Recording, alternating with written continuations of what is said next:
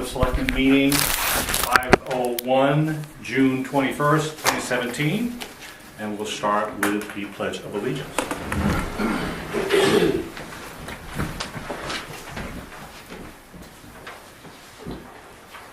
I pledge allegiance to the flag of the United States of America and to the republic for which it stands, one nation, under God, indivisible, with liberty and justice for all. Wait for somebody to start. We were waiting for everyone to get up. Yes. Yes. Wait for Herb to get That's what we were waiting for. Get his hat off. Yeah. And I'd like to start just by introducing Lois Jones, our new town manager, to anyone who hasn't met her. And you should come in sometime and say hello. Already did. Good. I'm not surprised. And with flowers, too. Oh, geez. Our first order of business is to approve these minutes. Do we need to motion for each one of these separately, or can we collectively do these? Or You can do it collectively. okay, so we want to approve the minutes of May 10, workshop May 18, emergency 11 a.m. May 22nd, and emergency 4 p.m. May 22nd. I need it first. I'll first. Second. Second. Go.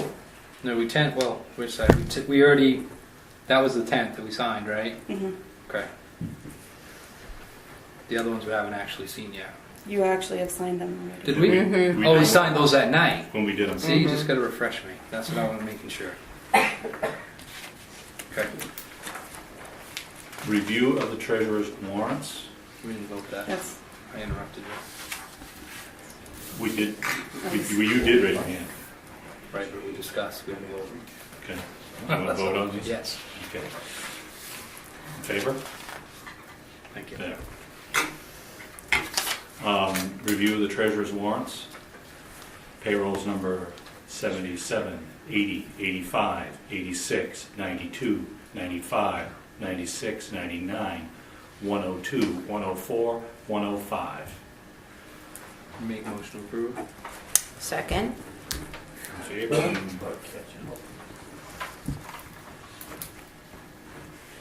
Accounts payable. Numbers 78, 79, 82, 83, 84, 87, 88, 89, 90, 91, 93, 94, 97, 98, 100, 101, and 103. Make a motion to approve. Second. In favor? Good. Open session. Would anyone like to speak? Tom Corona. Thank you. I'm kind of surprised to see as many people here as there are. I'm just wondering about the timing schedule of the select board meetings, if there's been any feedback on the 5 o'clock times versus what we've had in the past. I've heard a couple of comments about people trying to get out of work and, get in. So I don't know if it's an issue that you can discuss, or if you had any feedback on it or whatever. I mean, for some of us that are retired, it's not an issue, but you got over 1,200 people in this town that might be interested in showing up, at least a good part of them at times. So. But that's just a comment, that's all, just an inquiry. It's not a suggestion or anything else, just curiosity. We've had some comments. It seemed like the last meeting at 4 was probably the best attended meeting I've ever seen. Ever. We moved to 5 to kind of hit the middle ground. We'll try 5 for a while. See how that goes. This is, This is probably the second best attended meeting I've ever seen, so New. we'll see what happens. last year, there was an awful lot of meetings with no attendance. One of the things we're going to try to do is, we'll get to this, but we're going to have quite a series of meetings, I think, over the next few weeks. As everyone knows, we haven't had a town manager, and we've had a lot of some contentious issues that this board kind of has had to work through. So there's a lot to be done. We've roads that need to be addressed for the summer. There's a lot of projects. So I think you'll probably see meetings once a week for the next several weeks. And what we're going to try to do is be consistent. We're targeting Wednesday at 5. Yep. And just keep doing that. And if we get to the point where we can get by on 2 or even 1 meeting a month, that would be great. But Yeah, no, it it's seems like we're a okay. ways off. But You know, I mean, I can see we have 3 retired former select persons here in the audience as it is, so I guess we have plenty of time to kill, right, gentlemen? Semi-retired. Thank you. Rick, Yeah, I will say my wife called me to work and I quit work early to get here tonight. So occasionally it does impact my timing. And I have heard a lot about, from other people complaining about it being so early, even at 5 o'clock. The other thing I want to mention is the end of my road at the turnaround. They've been working on that and they're doing a good job and it looks good and hopefully we'll That's Borough Road. get something done again. So, thank you for that. thank you for that. Anyone else?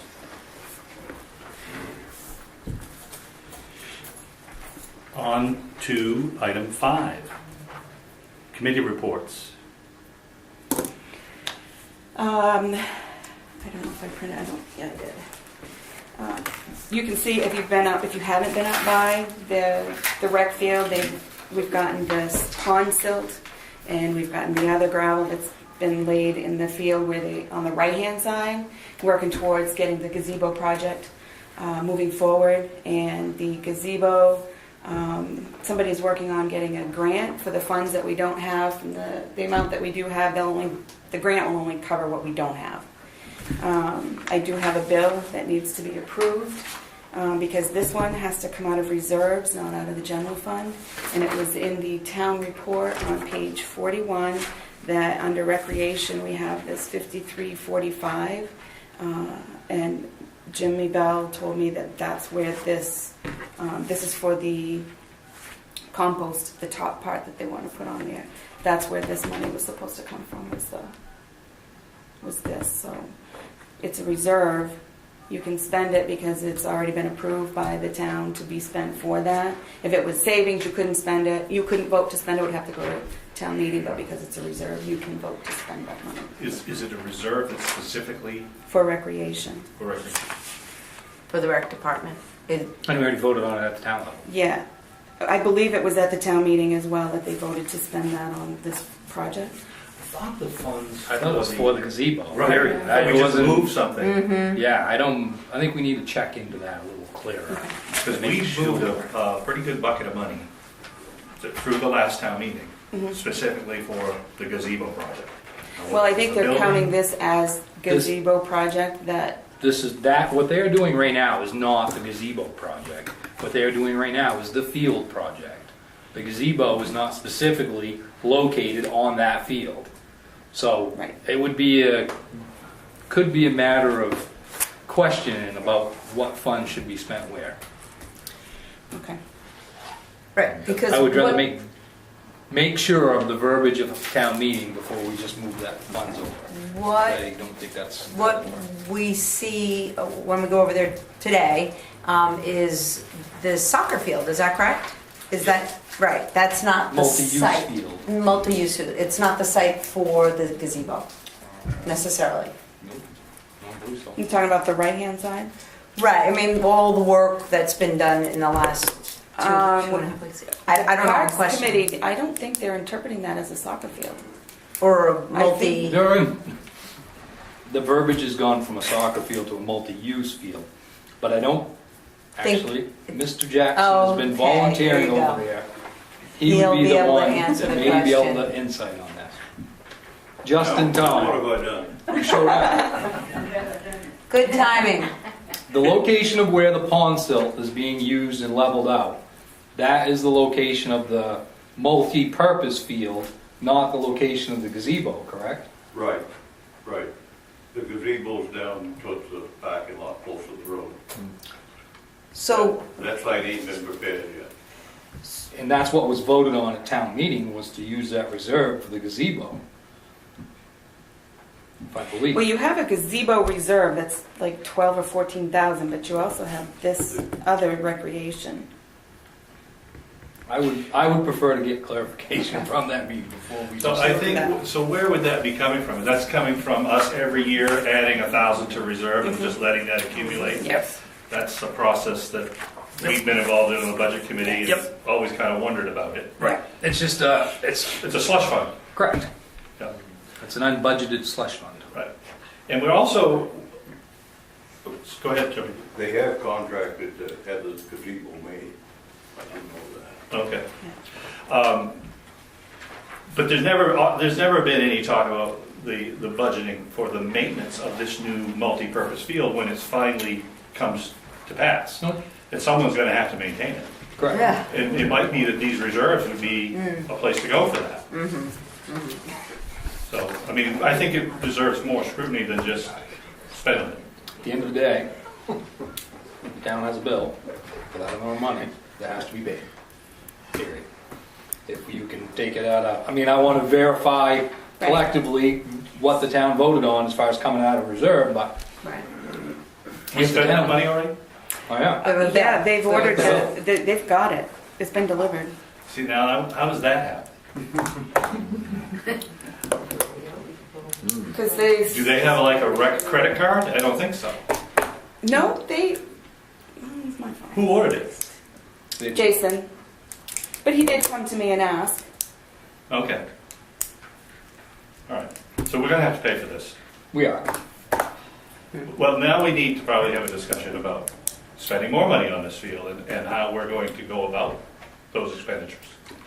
Like I said, I want to verify what is on the tape from town meeting. Because if I honestly, I don't remember.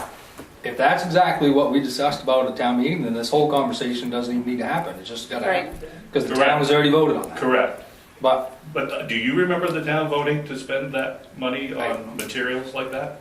I don't. I really honestly remember focusing on the How much is it conversation on the gazebo. That's correct. 28. That's what I remember. And that money that came from And there's two more. Thangle Days. Correct. We moved it over to them. goes Same there, amount? right? Yep. No. But there was, I don't remember anything in It's town probably, meeting about pulling from reserves for building materials in these fields. No, I don't. It's another 100 yards, 105 We need to know yards at something. $14 a yard. Okay. I'll have mine right there, because in case we got another email. I agree. Are you aware of how much this is? Yeah. It's 2,800. 2,800. Plus another 105 yards at $14 a yard. Okay. It sounds like we're spending money without really vetting this. Right. That was my fault. I'll take full responsibility on That's that. fine. But no, I want to make sure we're But we- allowed to we- take the money from before we touch it. Yeah, Yes. yeah, and we shouldn't be ordering materials unless we know we have a way to pay for Well, it. at the end of this conversation, they could be right, and all of us just not remember it. I don't know. Okay, so we'll check, we need to check minutes from town meeting, and we'll talk about this next week. Can we do that? Yes. Yeah. We do need to pay the bill, but the Right. question is where it's gonna come from. Right. So we'll decide that next week, I guess. Yeah, if it doesn't have to be done this week, we'll- But we may actually need to discuss some more structure around this project. Oh, yeah. Yeah. Sounds that way. Yeah. Because, like I said, nobody's ever talked about maintenance. Right. I don't know. Right. Well, I don't know if we'll have grass by the end of the year or not. yeah, That's what their plan is. it's going to be hydroseeded here very soon. Okay. So Ah. we'll be cutting grass here And by we gotta pay September. for hydro seeding. No. No, that was Okay. donated. No, that's, Okay. honestly, that's one thing everybody, I mean, I Is that understand, Brian? looking forward, there is going to be a cost and everything else, but I've had multiple people calling me, because they're driving by this field, and especially on a Saturday, it's nuts up. I mean, there's multiple dump trucks up there, Oh, there's big bulldozers equipment. running. There's been an excavator sitting there most of the week, a little one, there's a skid steer sitting up there. Stuff is happening there all the time, and everybody's driving by seeing dollar signs. And I've been making sure everybody, that's all donated. I mean, we're not spending, Right, the majority. right, so everybody wants to be thinking about that when they're seeing these trucks in and out of there. And a thank you to some of these guys would be a little appreciated from people, so. Because there's definitely a lot going on up It's an there. impressive operation, I'll give them that. I wouldn't wanna think about what the total dollar bill would have been for the amount of time and equipment that's been up there if we had to flip that. Right. Yeah. So, It wouldn't have happened, I don't believe. I mean, that's a pretty serious amount of investment there. Okay, so we'll table that for Yeah. a little more research. So, the Borough Road, as you know, is got some work done on the other end, the Dover end. I talked to Jack Kluge before I went on vacation, and he and his Public Works Director met with Pete, and they came up with the plan to do that. I had talked to these guys last week when I was on vacation. I didn't have your cell number. And Dover's going to charge us $1,300 for the use of their guy and their equipment. They're right there. They were doing the work. And I think it looks pretty good. I went down today, took some pictures. The driving surface, I don't think is as wide as I would like, but it's good. now to back this up even further, before you, Dover actually originally contacted Matt about this. And when Matt brought it up then, what the big thing was is our town has never combined any services with any neighboring town. So we've never done anything with Dover, and we border Dover, Dexter, Guilford, everybody. So it's kind of we had to do something because Dover was lifting 20 inches. Right. So obviously there was an issue there, but it's the first time to try to get something going between towns, which I think going forward in the future could be very beneficial. Yeah. As long as we're getting a good results. I think it looks good. I did go down and take pictures, and it was right after the little rain shower, and it didn't seem to be slushy or muddy or slimy. It looked pretty good. And it compacted pretty good. How much So longer far. are we gonna be there? I think we're done. And we supplied what? Gravel. We supplied the material Yes. for just our side or going? Right. Just our side. But Okay. we was out there too with some equipment, right? Because the loader was out there this morning. Probably yes. Because we had to, Dover had originally planned to do the project on Monday, and they postponed us, but we had already worked with a contractor to use a second dump truck, and they were scheduled for Monday, so they hauled the dirt and stockpiled it down there. So that's why we had to move it with the loader. I've had some calls, people were concerned about how the thing was progressing, but Rick just said it looks good, so hopefully we're happy with the end. You gotta shut that thing off, And, yeah, please. and I've had calls about just questionable material, of what material was being used. And was that purchased from Haley's? It was. Yeah. So I'd just be curious to know what Haley's categorizes the material that we're using as. I think they call it just 1.5 minus. And is that what road material is? You can use whatever you want. I mean, if you wanted to get really technical, you can take the gravel and have it tested for the percentage of fines in it, because you want to make sure it compacts enough. Typically speaking, from what we got last year out of Haley's, and I personally didn't see what's up there, but I know last year when you, not a gravel expert, but when you reached down and you grabbed it and you picked it up, you opened your fingers up, it was more sand per se, Yeah. and there wasn't a lot of compaction with it. Yeah. This didn't look too sandy. I was particularly looking for that. We'll see how it weathers in the next week if it continues to rain. Okay. In the past, I have taken the gravel and had it tested, as I said, and we can do that if that's what you guys decide is a better option. Okay. It's the only way I would know if it was any good. Right. I have no idea. Well, Right, if somebody and- recommends that it isn't any good, what's around for options, Right. Well, right. you know? I mean, you can pre-test it, which I've done that as well, pre-test the dirt to make sure it had the proper amount of fines, but by the time you get it on and spread, you're losing a certain percentage of the fines anyway. So, I also have Public Works mission statement, just if you want to look at your perusal. Page 2. And then I have, this is a contract contractor bid sheet, sort of.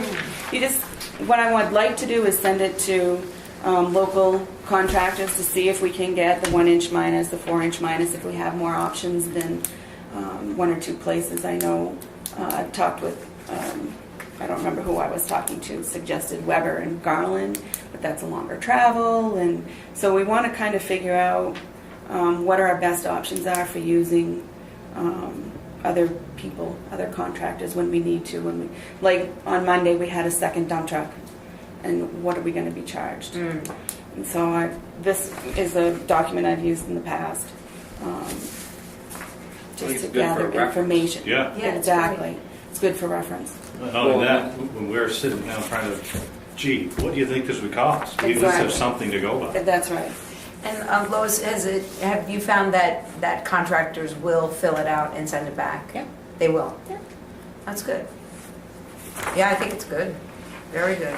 Because that's one thing that I know over last year and through this year, the way we've always done our bidding process, we're spending way too much money. I mean, you don't need to advertise in all these little local papers and I just mail it. I pick the list of contractors that are local that, have indicated they're interested, or if I know that they're close by, and I send it. Yeah. we can put something on the website. Say, we can Yeah. put together an email list where you send them all the same, Right. guess what, we got 2,000 feet of ditching, anybody want to do it? Right. And, Put it on the website if you want to be on this email list for Yep. contractors. So, Right. I mean, In fact, I've had, our rule is we have to put out for bid. It doesn't specifically say that you have to advertise in this or in that or. Right. so I've had people call me and say, please include me. So there are people looking for an opportunity. But I think we can get the same amount of bids back for not spending all kinds of Right, money. right. Running it in the exactly. observer for 10 days. Yeah. Yeah. Yeah. Yeah. Yeah, that's good. I like that. Is it possible that there's a policy that requires us to do that? Well, we have a bid. It's part of our bidding. Anything over 10 we have to put out for bid, but No, I mean the observer. Or, A bidding policy that states you have Yeah. to advertise in a newspaper.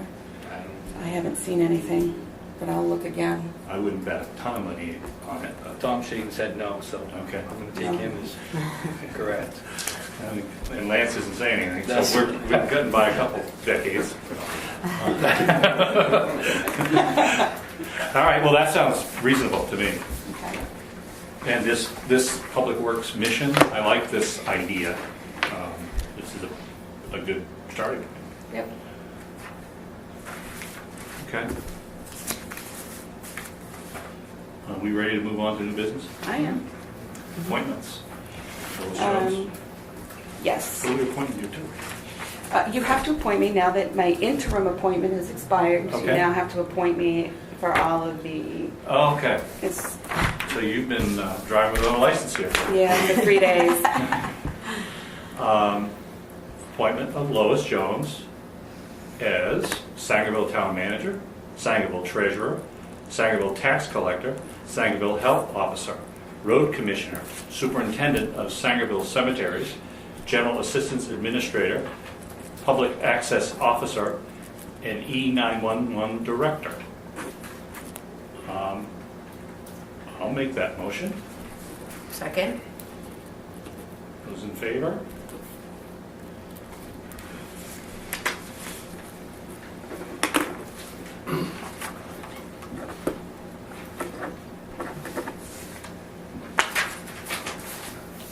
And Alvina will swear you in, or do we? Yeah, Alvina will swear me in. Yeah, she's the town clerk. We also need to appoint Gary Sudsbury. Well, this is a small conversation on this one. Okay. He is your animal control officer, Mhm. and you have a barking dog ordinance, and he cannot summons for a barking dog ordinance. This is what he was telling me the other day, because it's a town ordinance, it's not state law. The state doesn't have a law on barking dogs. And so in order for him to summons for a barking dog ordinance, he has to be a constable. We have to Right. appoint him as a constable, and we have not done that. And playing devil's advocate, I asked if he would be willing to help us enforce other ordinances in that position, and he said yes. as much as he can. Have we ever done that? I say, He is in Conduskeg, he's constable. No, but I mean for here. Have we ever done it? Yeah, is it He Sangerville? said, yeah, he said the first time he was appointed as animal control, he was appointed constable, but they never kept that going. So, this is probably a silly question, but what other authority does a constable have? Not much. We've never had one, I don't believe, have we?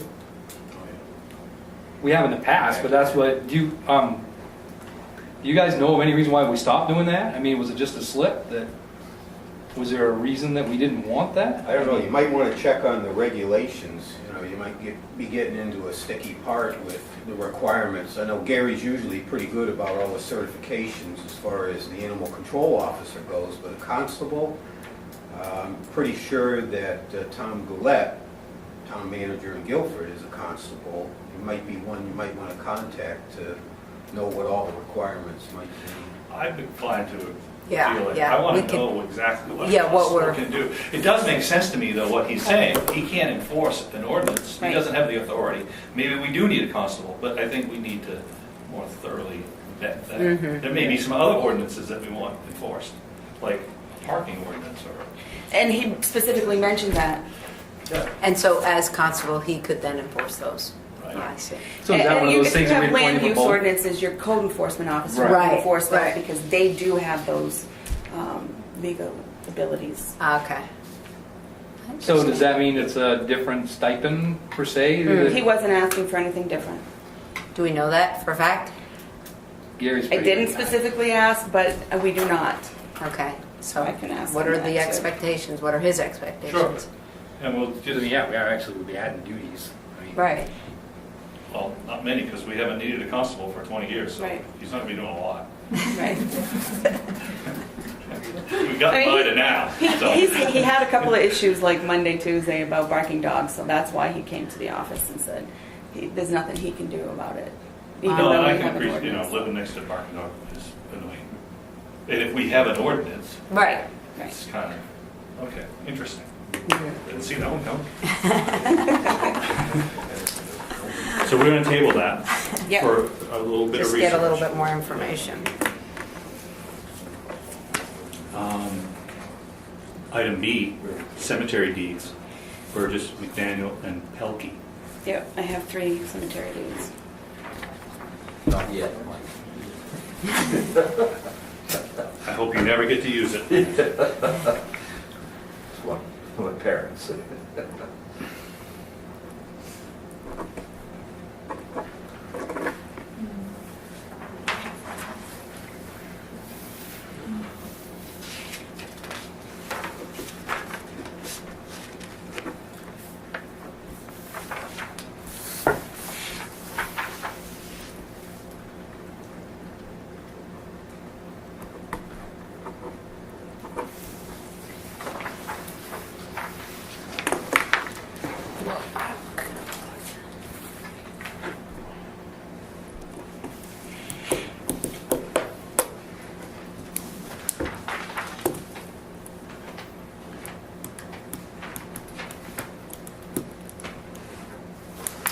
There we go. Item C is certificate of recommitment of taxes. Yes, because your previous tax collector, when taxes, when they do the tax bills, you have to commit them to the tax collector. And because I was not the tax collector in the past, you have to say all of these unpaid taxes are now, I'm responsible to collect them. And so this is just, it's a listing of all the taxes that are currently unpaid. And And so now for your me- problem. and now it's my problem to collect them.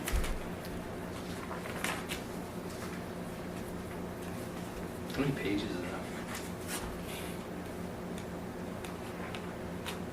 that? Anywhere?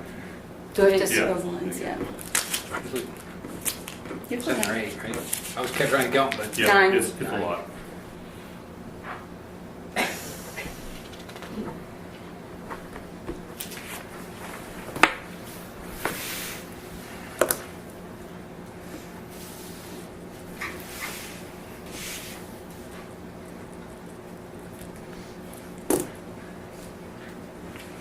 guess we're supposed to, there should be a motion Yeah. for this. I'll make that motion, Second? and we need to vote on this recommitment.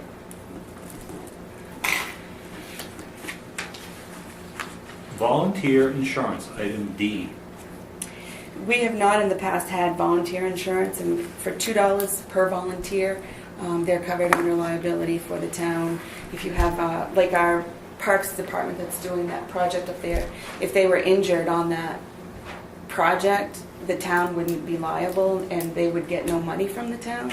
But if we cover them under this volunteer policy, then they might get some compensation for their injury. And it's fairly cheap. I mean, it's $2 a person. A year? And yes, a year. And it also covers all your board members, every board member that you have. It's not volunteer firefighter insurance, that's something different. This only covers your volunteers. But we all know, because we went to that workshop, that the town is immune from lawsuit for those sorts of Yes. activities. Yes. So, And in the past, we've always actually had everybody up there sign a waiver. And I did that for that project on the park. so what you're suggesting is we offer this as an option to them? That's up to you. An option or a courtesy? Courtesy, And so their name is added, and then if something were to happen, they would be insured, they would be covered, so that they could. I can forward you this document and it has all of the coverages and stuff on it, if you would like to review that. Yeah, I'll do look at it. Yeah, that'd be great. My only thing is, I mean, when you say $2 a person, it doesn't sound like much. Right. When you But, got I mean- 100 people, it's $200. Right. And with the project up there, I can see where you could easily go well over that number, because you're gonna get, you know, right now, you've got a core group that's mainly helping out. Right. But pretty quick, a lot of that group is gonna be gone, and you're gonna get a next round of people that's gonna help out more with the next phase, or, so your total amount of people Well, you up can there- replace them. If someone is not going to be participating, they're only participating on this event, then you can take these people and put them in instead of those people. It's a constant update. What if But you? it's gonna cost us more money for you in paperwork than $2 a person. If you Yes. start, seriously, you know what I mean? And We most- would honestly be better off to say, yep, these 30 people, there's your $2 a person, leave them there, because at $2 a piece, it would be cheaper to just add another one than it would be to. Right, and you can pay for empty spots. So if you have 10 people, you can cover them, plus you can cover 10 empty spots. Personally, I like the waiver, And I did the I waiver. think most people who are volunteering are not expecting to sue the town if they roll an ankle up there. And if, I know not everybody has health insurance, but if they did, they'd be covered under their own health insurance. Right. We're immune, Right. but we can revisit it. Right. I Yeah, no, can it's just a forward it DB. to you and you can see what it Okay. says. Okay, but. right.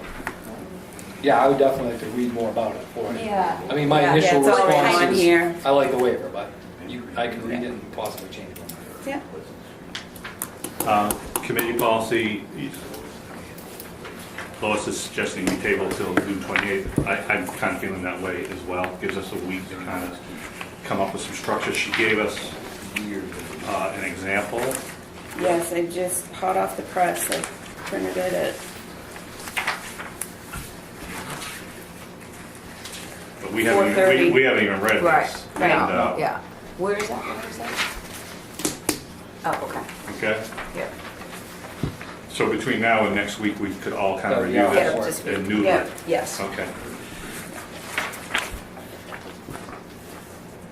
And probably it would make total sense to connect the appointments with that.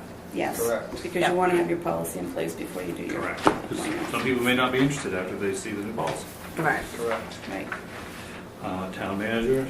Town managers should be allowed to discuss town affairs with the town attorney without hindrance. There's a policy in place that prohibits this. It's also true of all of us. The same policy prevents any one of us from contacting the town attorney. It's not on here, but it was within the same policy. That was a motion of a previous board and Correct. stays true today. And Until we change it. who knows what other policies are out Or there that we don't unless we necessarily know, change but it. we do know about this one though. So the question is, do we want to change that policy? That's what we need to discuss. I would be in favor of removing that policy. Yeah, my thought is, I would want my town manager to feel that, I can think of a number of scenarios where he or she might want to contact the town's attorney, and we don't necessarily need to approve that. Now, obviously, if we've got legal bills pouring in and we're not satisfied with the rationale for them, we could react. But- Right. But that's a different problem. Yep. Correct. It's not an issue of the town manager being able to do it. Right. That would be just a wasteful spending of any Correct. other nature that Right. needs to be handled in a different manner other than saying, no, you can't do that. Right, and I can even see scenarios because of the separation with HR, there are things where we wouldn't even want to know that she's calling and asking a question. Yes, with HIPAA and everything else. Correct. So I would make a motion that we rescind that previous action. I'm not exactly sure the best way to do it, but Yeah, I would agree. That's second. we have some people that want to participate. I want to participate in the worst way. If you say the same thing I'm going to say. That's fine, Lance, if you want to say something, we'll indulge you. I would hesitate to rescind the whole, because I don't think it's appropriate for the select board. We haven't talked about that, Oh. but we should separate the two. Yes. I want to make sure that you... Two-pronged. I don't Yeah. want you to rescind the whole thing. No, Okay? no, we're just talking about the town manager right now. Okay. So I make a motion that the town manager be allowed. Wait, oh, do you Tom, want to go. allow? Go ahead, Tom. Sorry, Mike. If I could just make a little suggestion here. It says to discuss town affairs with town attorney from town manager. There's a big difference in cost between making a phone call to the town's attorney as opposed to setting up a meeting with the town's attorney where he has to travel up here. Vast difference in We know cost. that. You might want to... In fact, we've experienced that. Okay, all right. Well, I have too. Yeah, no, we're learning the hard way on that. We didn't set those meetings up, by the way, but that's a whole other story. So, But along Tom's lines, well, it depends on what you say and what you're proposing, is it's one thing to pick up the phone, but setting up a meeting and so are we going to? well, again, I think you're going to have to trust your management team. Okay. If Okay. you have a series of decisions that this board isn't happy with, Mm. we will discuss them. But I think you gotta give the management team a chance to manage. Okay. Okay, that's Yep, my thought. yep. I'm guessing that most people are not going to want to rack up legal bills because they're going to get scrutinized. Right, right. Well, and the other thing is all of this is part of performance. Mhm. So, Mhm. I mean, part of the manager's job is to control the budget, which involves all aspects of spending. Mhm. This falls under that. Mhm. So, I mean, it is part of, legal is another piece that's only budgeted X amount of money.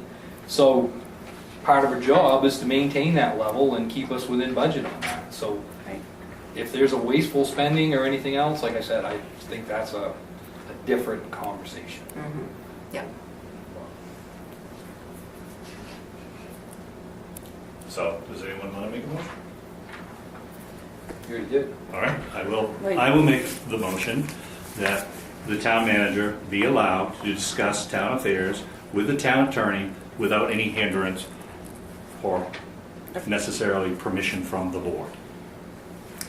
I'll second that. Those in favor? That policy has changed. Now, with regard to the same policy and the three of us, or future boards. Now, obviously, any board can change these things as we're learning right now. But currently, none of the three of us are allowed to contact the town's attorney without a majority vote of the board. I really don't have a big problem with that. With that policy? Yeah. I agree. I mean, however, if I wanted to play devil's advocate, I can think of scenarios where you might have two board members that you really want to ask some questions about. Now, it's a policy, it's not like you're gonna go to jail, so you could still call. I mean, if you thought two people were, I don't know, taking a bribe, you could, Right. you'd probably team up with your town manager at that point. Right. So I don't But really have this is actually for the town attorney. Now, I can personally think of many scenarios, probably where you're going. But MMA is available for all of us. Correct. That is not We the have- town's attorney. And some towns limit that, but we don't. Right. Right. I mean, we're a member, you can call them, That's right. email them, whenever you want, to get opinions or views or whatever. So, that's different. So I think if there was for every issue I can think of that I wouldn't want the 3 members of the board to approve from before I call legal, I also know that I can call MMA. Right. And I could get advice or whatever in a different direction other than the town attorney, so. So my feeling I think it's important that the board act as a board. Kind of one, we're not always going to agree on things, but I shouldn't be writing letters to attorneys and you guys don't know about it. Right. Yeah. Now, even if you don't agree with the letter, I should at least share it with you and say, I want to do this, Correct. and we should We know it. have a vote, I agree with you. okay? Yeah. So I think the policy will stand with the Right. board. Yep. I think that sounds Now, good. should we make a separate motion? I would, Okay. just to make it. Yes, because we Cover kind of your broke. bases. Yeah, we kind of broke it Yeah. off, so, and it'd be good to update the policies as effective June 20th. Mr. Chairman? Yes, Okay, sir. let's make an inquiry here. Are you saying that with the policy, that it will include the fact that if 2 of the 3 select board members wants to contact the town's attorney, that at least all 3 select board members know that that's going to happen? If any select board member wants to talk to the town's attorney, Just- it just takes so a vote of the board. So the whole board Yep, knows? Okay, correct. Thank you. And that includes letter writing, emails, anything. Any contact. Any contact, Any contact. Yes. okay? Yep. Shouldn't be spending money on that without all 3 of No. us knowing about it. Correct. So my motion is that the select board not contact the town's attorney without approval of the select board. I'll second that. Vote? We all are on board with that. Item 2, access to the safe. The town, this is another policy. We've had a policy, I don't know what year is It's this a policy? vote, a selectmen's vote, it was Yeah. in 2008. In 2008, we had a policy that the town manager is not given access to the safe. So the question I asked you was, what specifically were you supposed to not be able to? But apparently there was an event with the previous town manager, suspected alteration of documents, and that prompted the policy or the vote in 2008. I talked to MMA, and you've got a copy of their opinion on that, that as town manager, tax collector, and treasurer, there's no way that I should be eliminated any kind of access from that safe. The safe has all the money in it. If I'm treasurer, I should have access to that. It's just simple as that. Okay.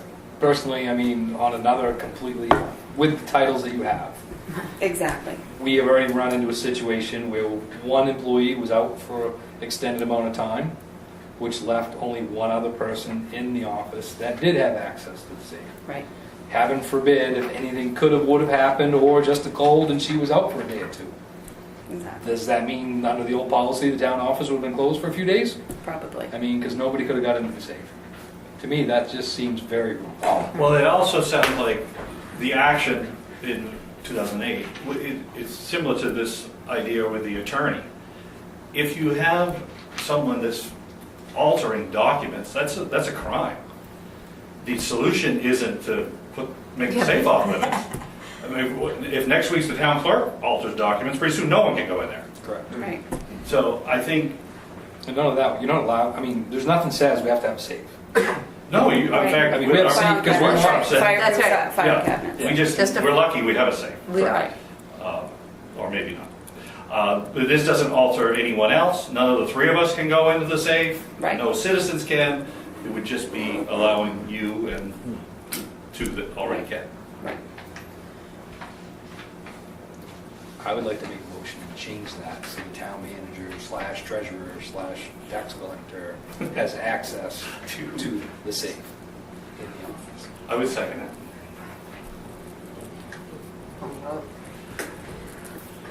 Don't tell anybody the combination.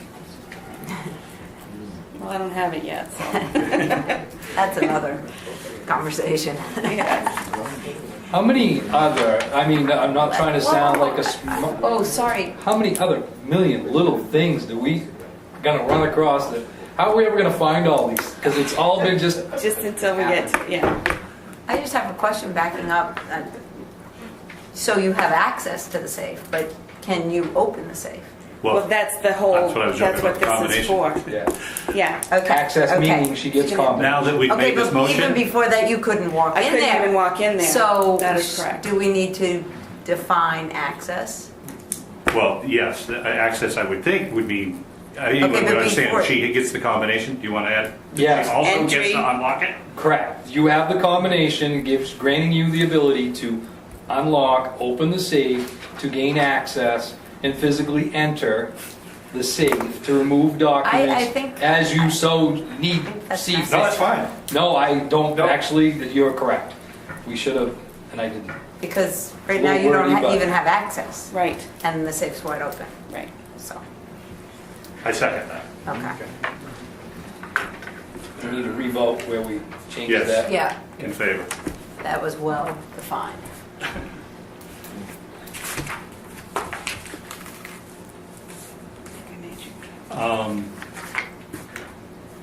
Bidding process, winter sand bid request for proposals. So I don't have a copy of the request for proposal. Who do we normally get our sand from? And do we want them, when we put that bid out for sand, do we want the contractor that's purchasing and providing the sand to do the mixing with the salt? There's a lot of questions on this whole thing. I mean, how do you want to do it? Yeah. I wish you Yes. would. Okay. Past history, and guys correct me if I mess this up, is we always put out for bid for X amount of yards of sand. The town has always said, we're gonna mix it at X amount of rate, we buy the salt. I'm not positive who we get the salt through as far as the name. That's nice. But they provide the sand, and as it's being delivered, we do our own mixing and we put the pile up and cover it and stuff. That's the past history. Over the past years, there has been mass controversy about our sand, about our mixing, rocks. And now with this year's plow contract, I think this is where this comes into being a very key part. Because last year, we ended up having to have the grader go out and cut the ice off the roads. Part of the plow contract is, if we mix it 10-1, I believe is what Yes, the contract is asking for. If the pile is mixed properly, we need to have our roads graded again next year, the contractor is gonna eat that expense. The town is not gonna pay that. So, my personal view, what I would like to see is that when we put out the bid for the sand, that, I know with the town, if we buy the salt, we get the tax break on it. So it is better for the contractor. yes. I would suggest we still do that. We provide the sand, salt, the contractor provides the sand, and part of that bid would be for them to mix it and put it in the pile. And in that way there's no bias, or however you want to word it. Right. Right. Do you know how long it took for us to mix our own sand and salt? Well, last year was a different agenda because we've had multiple years of conversation about the rocks. So last year, we actually agreed that the sand pile, what was remaining, should be screened. So we ended up having to screen the pile before the new sand could come in, which took a fair amount longer than what was originally suggested or we had extra steps because we had some, Well, no, I mean, when we did that process, we was all informed, and I can't remember the meeting, but that the town could screen that ourselves at this cost, and it would take this amount of time. And it took a lot longer to do that than what we was all informed of. So in turn, what ended up happening was we were so late getting that done that we had to help bring the sand in. So that was another cost that got added on to that project. so I guess what you're saying is you would like a bid mixed. Yeah. Yes. I think that's smart. I would, Then we have something to compare it to. Yep. I think it's And that would mean whoever's providing the sand is gonna mix it, and it should be free of rocks, and if it's not, we know who to point to. Well, and I personally, I don't care who mixes it, as long as it's not us. You know, if we buy our sand from part of the guy that owns this pit, he's gonna put his bid in for X amount of yards, that cost is gonna include, my opinion, putting it up. Now, if this guy wants to hire this guy, whatever. Right. As long as it's not us involved in this whole process, I think would be a very good thing in the future. Would be interesting to know what it's gonna cost. And it would be interesting to know what it would cost. How many yards of sand are we normally? Tell me. What was left over You from can last count year? this contractor out, Oh, well, because I ain't gonna get involved in mixing your cussed sand. okay. Then there may be plenty of contractors who feel that way, Could be. which would mean we wouldn't get a bid, but we won't know until we. We won't know until we try. Yeah, okay. How many yards of sand? I don't remember what was budgeted, honestly. It was a topic in the budget process, but I can't remember the yardage. But it should be readily available. I mean, we know what we bought last year, Yeah, and there ain't nothing up there now. and it was a big year. Okay. So I'll check the budget and see if there's a notation in there. Yep. Typically, like 25. Shall we? I got some more information. The contract you had last year doesn't have access to the pit that he did because of some circumstances. Yeah, I heard about payment issues and things like that, but we'll start over. Okay, I think that's a good start. Okay. I'll try and have something for next week. Oh, that's good. I'll forward it. And the salt was part of this, right? Well, the salt is the second part of it. Okay. I think I gave you copies of it. This is the state bid that we can participate in. Your third Okay, yeah. page has the, it's this one that has the colors on it. Okay. I think it's that And one right this- there. No, you're right there on the top. Okay, got it. So we have purchased salt through the state bid in the past because our name is on the list, Sangerville, for 120 ton of salt.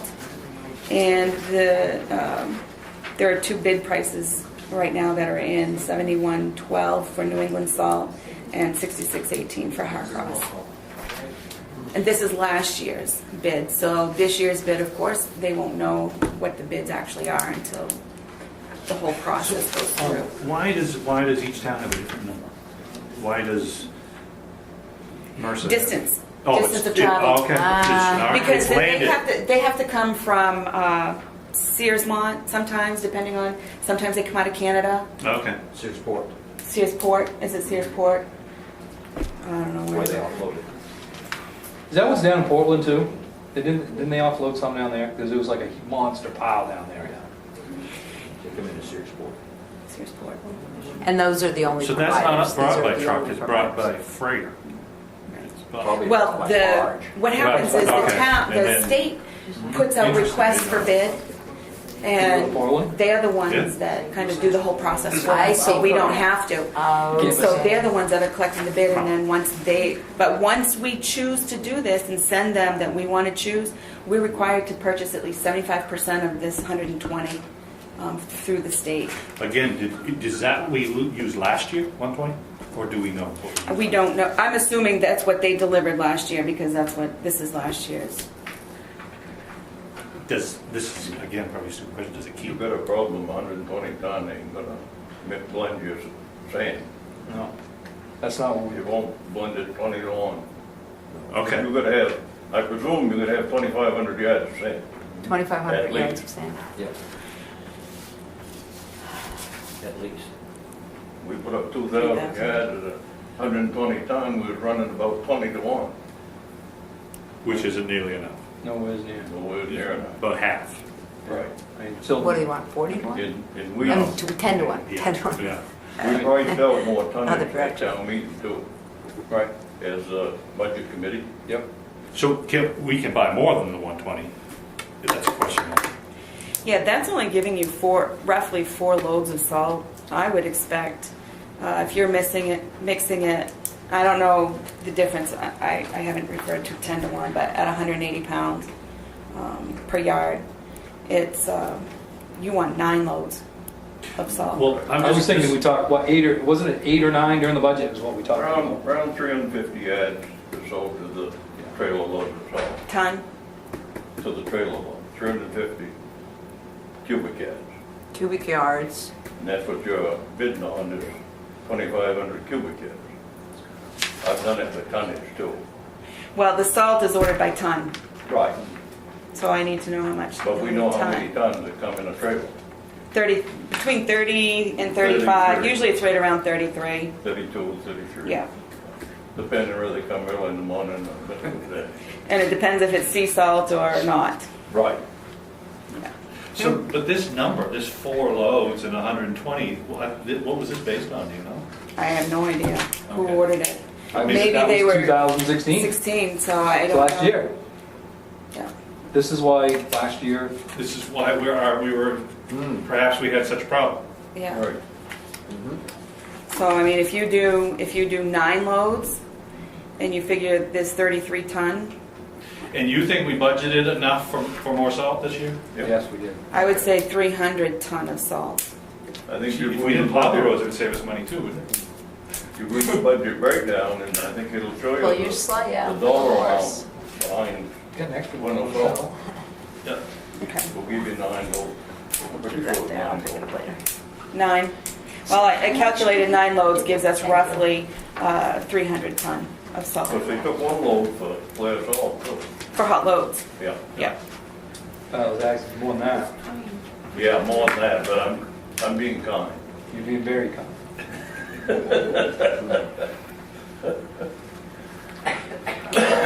So I can tell you in the past, I have gone directly to New England Salt and asked for a bid. The first year, New England Salt directly came cheaper, but then the next year, they offered a cheaper price to the state than they did directly to the town, so I ended up going back to the state. So you usually get a, So you got a shot. yeah. But this is, I mean, usually it's going to be cheaper. Tommy Lutz gets his out of Canada. It's better quality salt. And Tom is pretty frugal with his money, so might want to check with him. It's a better salt, like you said. Sea salt's Sea wet, salt. Right, so you right. don't get the You don't want bulk it. per ton. And that's what we ended up with a lot. I made a mistake and bought that one year, and like I said, it was a mistake. Well, I know New England Salt uses sea salt, does not use sea salt. When you get that reddish salt, that's the wet, heavy stuff. Yeah. And it don't work on your ice. Well, according to the letter that they've sent us, though, their salt is supposed to be tested. And so this one here, this company was eliminated because they never provided a sample of salt. And they were cheaper. Yeah, so they probably were Like using sea sand. salt. As the season goes on, that you run into a shortage, then you start getting that poor quality salt. Yeah. Yeah, that's why you're better to Yeah. mix your pile Does better it- in the beginning, Does it keep, and then you don't need it. can you keep salt over the summer and have it be useful, or do you really want to use it every year? You can keep it, but you really want to make sure it gets used Yeah. more than, If you don't have a pot to put it in. right. Right, this humidity would not be good for your No, salt. she draw humidity in there. Just turn like a rock. Oh, yeah, that'd be, Then you got nothing. no. Okay. And then anything that's in your pile, it ends up being like, it all gets crystally. Yeah, well, same thing Same happens thing. in my bags of rock salt. That's They all exactly- become useless. Same thing. So do we need to do anything on this? You have to decide, what do you want me to do? Do you want to go with the state purchase bid, or do you want? We can put the bid out both ways. No, once you commit to the state, you're No, committed. I mean as far as the pile bid, how we would put the pile out. If you guys don't think that my idea is good. No, I think we well, want those could- numbers. Right, but I'm just saying though, is we could do it both ways. We could put a bid out. Put a bid out for both For ways. X amount of salt, and we mix it, and we put it in the pile. Or we could offer it, like, same idea what we did with plowing. Right. I mean, we put the bid out for you to plow the road, and we put the bid out, what would you charge us to plow the road, plus you supply the salt and sand. Right. So we can do the same thing Yes. with the pile. We could Yes. put it out as a bid. Which actually, if these bids come back, we've already got a contractor who will do sand and salt for X amount of included. money. Correct. And it may be cheaper. We don't know yet. Right. Probably won't be. But that's okay. I mean, we won't do it. The only, I mean, the only thing is, without seeing the numbers, I'm gonna say no, because any contract, that's a large sum of money for anybody to invest, to put that pile. Right, right. And They want some cushion. correct. So if a contractor gives you a number that's gonna include that sand and salt, they're gonna deem every year as the worst possible year. Yes. So if we put the pile up, where we absorb that cost, if we have leftover, we don't care because we're gonna have it next year. Right. But he's not gonna wanna sit on that money Right. for 2 years or whatever. So he's always gonna bid you for the worst case. So once you've mixed it, it keeps pretty well for the summer? Is that fair to say? Okay. As long as it's covered. Okay. Yeah. Oh, okay. All right. It's So when that it's gives- sitting up so we- here in our building. If we don't lose it And if or it use it, we don't necessarily lose it. Right, what you have to worry about is the salt that's sitting up there in our little That's wide not covered. open front that the wind. Right, right. You can't have that. Yeah. So you'll just be wasting it. Correct. Okay. But as far as the state salt bid, they need to know by Friday. If you want to go with the state pricing, or if you want to try, I know Cargill is another independent. Well, New I England guess salt. you could make a few quick phone calls and, but you mean this Friday they need to know? Yeah, it's on here. You have to know by Friday. Okay. And I just received this on the June 12th. Correct. So, But I mean, can you call the other places where you normally would get it and get a determination which is the better way to go? Yes. yeah, and again, there's a quality issue. You know you want the right stuff. Yeah. Right. So I think, And I honestly, Jummy's idea, calling Guilford and Tommy and yeah, saying, tell me, Yeah, yeah. he's not if wasteful. they're getting it out of Canada, It's probably Cargill. Cargill usually comes out of Canada. And Cargill's mentioned here. I'm not sure I understand what he's talking about. It says we can say that any salt purchased from Cargill will be re-advertised for new bids. I'm not sure what they're talking about. Where does that say that? Right here. Okay. It's underlined. Let me just read that. And Cargill wasn't even on this yeah, it bid wasn't sheet. listed. I noticed So I that. don't know why they even mentioned Cargill. That's interesting. Yeah. Yeah. So, Okay, so I guess we can, yep. I can let you know. yeah, I can guarantee you that my opinion is we need to go to the least amount and get the decent stuff. I don't want to go spend less money and get the junk. but- oh, absolutely. Yeah. You end up using more of it. Yeah, you do. And you still have a terrible road. And we're gonna go with the 300 ton, 33 ton per load, 9 loads is 297, so that's rounded to 300 ton. And then you check in the budget, but I know, I'm very certain we did 8 or 9 loads in the budget. So Okay. I'm just not exactly sure what we use for a number budget-wise to come up with that. For dollar, Right. yeah. But there again, it's part of our plow contract, so with the cost of grading, Right. it's cheaper to do it on the front side. On winter roads, always overrun if necessary. Correct. So do you need a motion for that? No, no. You're If you had chosen to do that, then yes, I would have needed a motion, but you want me to research a little more, so. Okay. All right. But you're not going to meet your Friday deadline if that's the best option. We can meet Friday. Or we can give you authority to make the best decision after, because we're not going to meet until next Tuesday. Right. So Next Wednesday. Next Wednesday, right. So I think we should give you the authority, after you do the research that you want to do, to make the bid that you think is best. The non-sea salt lowest price. Is Yeah. that- I mean, I don't know how to word that. Yeah, yeah. The best bang for our buck. We don't on want salt. So after you do your research, if you decide that the state bid is the best option, and you need to act by Friday, I suggest that we give you authority to do that. That's my motion. I'll second that. In favor? Buy some salt.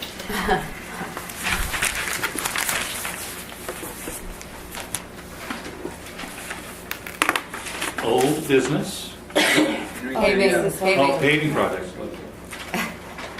Another, that's an aye. Yeah, that's a 9.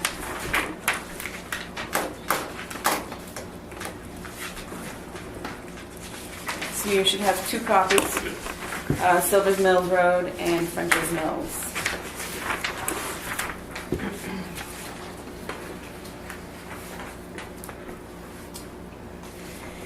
So on French's Mills it's 2,200 feet, and on Silver's Mills it's 3,100 feet. And that's approximately a mile of paving. Do you remember the numbers that were being thrown around? For 2.5 miles, yes. Yeah. Yeah. And these are the only 2 projects that Peter and I have talked about that he feels are necessary at this for this year, and according to our budget. I That's the key. think one of them is in it, French's Mills. You've been working on doing that paving, and it's been almost forever. done. That is first. That road, yeah. And he suggested there, you know where Wells Hill is? Mhm. Yep. That one of those sides needs a little bit of shimming because it's washing out. So he suggested 40 to 50 feet, 6 and 7 foot in width on whichever side of the road that is. I think there's more than that there. But that Wells Hill, quite a bit there, broke out. Is it cracking and breaking up? That's what it's doing. I was planning on stealing you tomorrow and going for a ride, and part of the ride is that, so I'll point that area out to you when we're over there. Okay. And Yeah, so- does some of this, I wonder if some of this ditching is gonna require some tree work, you know, some brush cutting or, you know, I don't know, I would assume. because I don't see that in here. Shoulder work needs to be done first. Oh, some minor ditching and shoulder work. Yeah, Yeah, Yeah, but that's you not. usually do that. Yeah. Yeah. And the Silver's Mill, 3,100 feet, to be shimmed and paved from Hartford Lane to the culvert just past the French's Mill Road intersection. And there are 5 culverts to be replaced. Most of the section needs ditching. I don't think there's 5 culverts up there, is there are quite a few. In fact, there's some that have disappeared. Yeah, is that Yeah. the one we were looking for? Yeah. My concern with, one of my concerns with that project was and I'm not exactly sure where the idea came that the road needed to be raised. I'm not sure, maybe it does need to be raised, but the plan is to raise the road. 400 feet, yeah. Yeah, so, but I don't see any plan to widen the road. If you raise the road, it seems to me you gotta widen the road. You should have a 22-foot travel surface. I mean, if you raise it and you don't widen it, you're gonna change the grade substantially.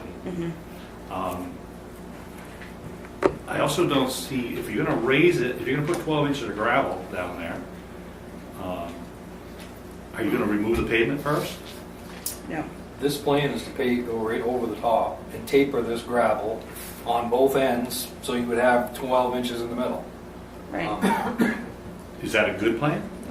I've heard lots of bads about Yeah, it. see, and this kind of the point is, we don't, I guess, there is. Well, I'm not comfortable paving over, because if your road isn't built properly with gravel, you're wasting money. Yeah, I to get put- it. I can tell paving you on that top I of know past my house, we did this before. We added gravel on top, and it's like a washboard. I mean, between me and Brockway Mills, when you go down that flat stretch, that used to be flat. That's not flat no more. This is a big enough Because you project. can't compact it. Correct. I would like to, personally, I mean, we have counting the roads guy that we can get a hold of to get a recommendation. I believe this thought process is solely a public works idea. Not saying it's right, not saying it's wrong, but I would like to have other options or other, Yeah, I think the county has engineers, I mean, at least, Phil Curtis at is a least we road could all engineer. say, well, we consulted an engineer, because none of us know how to build Correct. this road. And I did do a walkthrough, and they were talking about raising the road, but I never really heard as to why we needed to raise the road. I know we didn't talk about widening the road, but I don't know how you're going to, and you've got driveways that will be affected by raising this road, so there's a lot more to it than what is on this piece of paper. I think there's a lot more hidden cost than what's Yes. reflecting on this paper. Yeah. If you just go up and do what this says, you're gonna have a mess. We're gonna get a lot of phone calls. Yeah.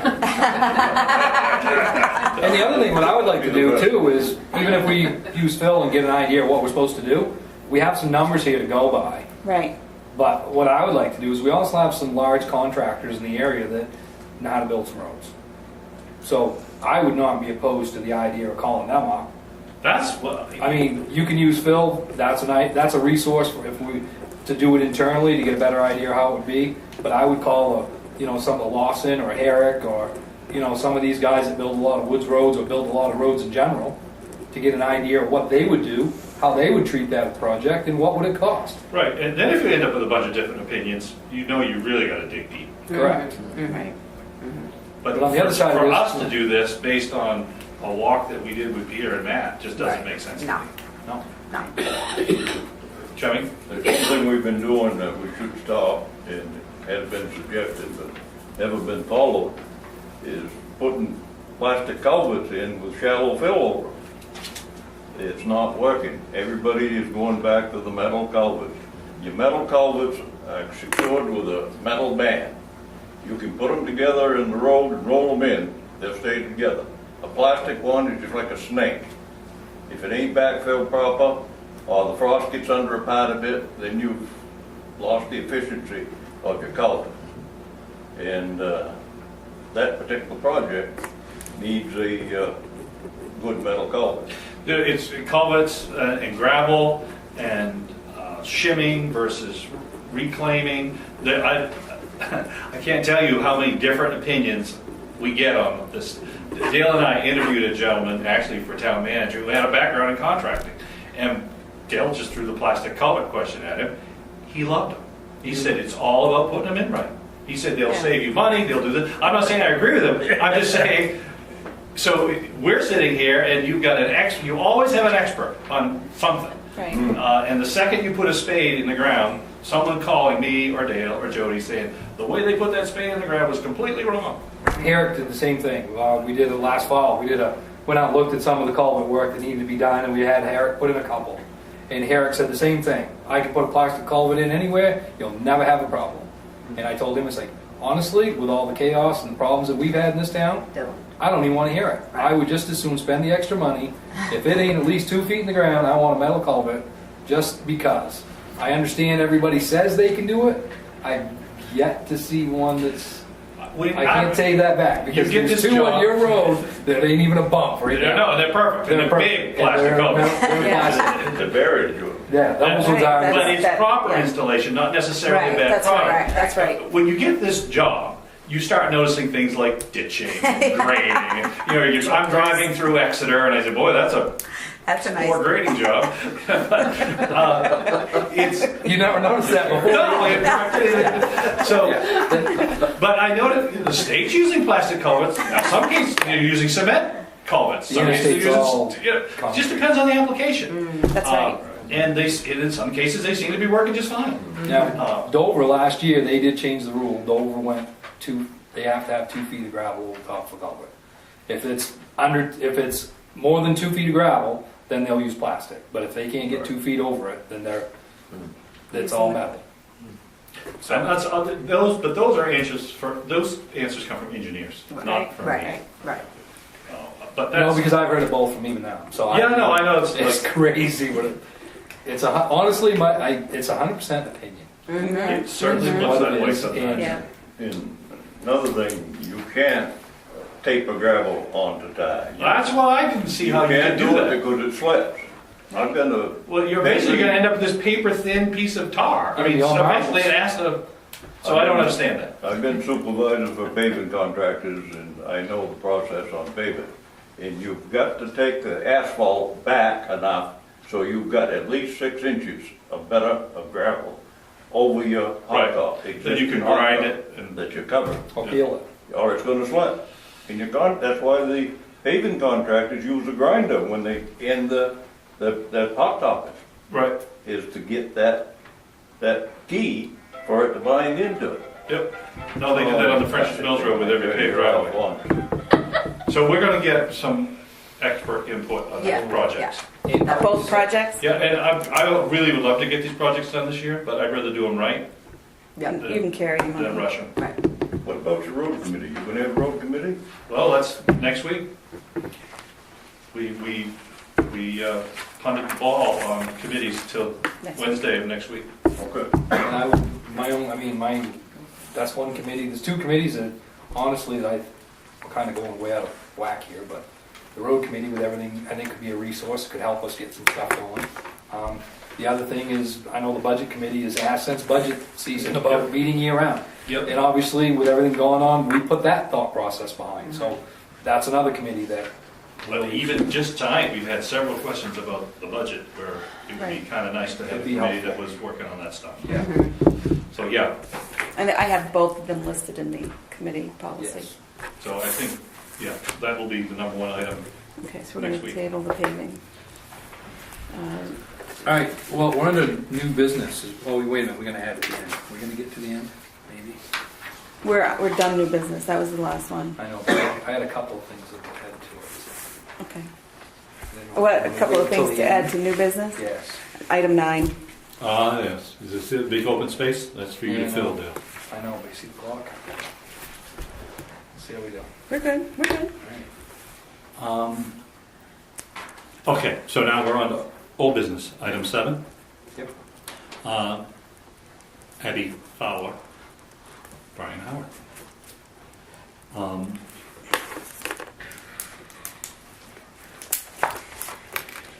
I have 2 big binders. I believe this is a special town meeting where it was voted to do the grant and to clean up the building. Your previous town meeting, you had voted to demolish the building. And so this one is saying we're going to clean the building. And at this particular town meeting, you had this proposed assisted living facility, 22 beds, 2 single rooms, 10 double rooms, all of this. And I believe that was Mr. Ken. Howard's Yes, but Ken is the one that, put that together. he put that all together as a proposal, as a proposal use for the building if we could get it remediated. Right. That's part of the grant. That's why the push for the Right. grants. Right. Right, But I don't believe at that time any names were associated. attached to it. Correct. Well, I know that there were 2 people, not just Brian Howard. There was somebody else that had put an interest in remediating the building to purchase the building for $1. But that when we've gotten the grant, so either of those contractors, I don't think expended any of their personal funds. They didn't do the work. They did not do No, the work. the No. grant Allowed us. Right. Right. I mean, one of the contractors was going to use his own funds in conjunction with the grant to help clean it up, but he wanted Oh. a surety that. I do have this from Nick Hodgkins. It came in March. That now that the building is remediated, we can use it for any purpose. It is unrestricted use on that. I do have to file this document. This is the jurisdiction statement saying that they've approved it at the EPA, Department of Environmental Protection. So as soon as that file is filed, we can do whatever. We can talk with your Economic Development Committee and see, you can talk amongst yourselves to see what you want to do with it. I've questioned MMA, can we auction it through an essay contest? You'd have to have a committee to, that kind of thing. Overall, The thing that you have to be concerned about first is you don't have the right, because it's never been voted by the legislative body, to sell the building. So that's your first step. You'd have to go to a special town meeting to sell the building. It's back from the Historical Society. It's ours. It's ours again. I believe that deed has been recorded. Yes. I was at the ground floor when this all started. Oh, good. Okay. And I have to caution you that there was once we had a determination from MMA Legal that if we sold the building, it had to be sold at fair market value. So I'd caution you to check with. I did.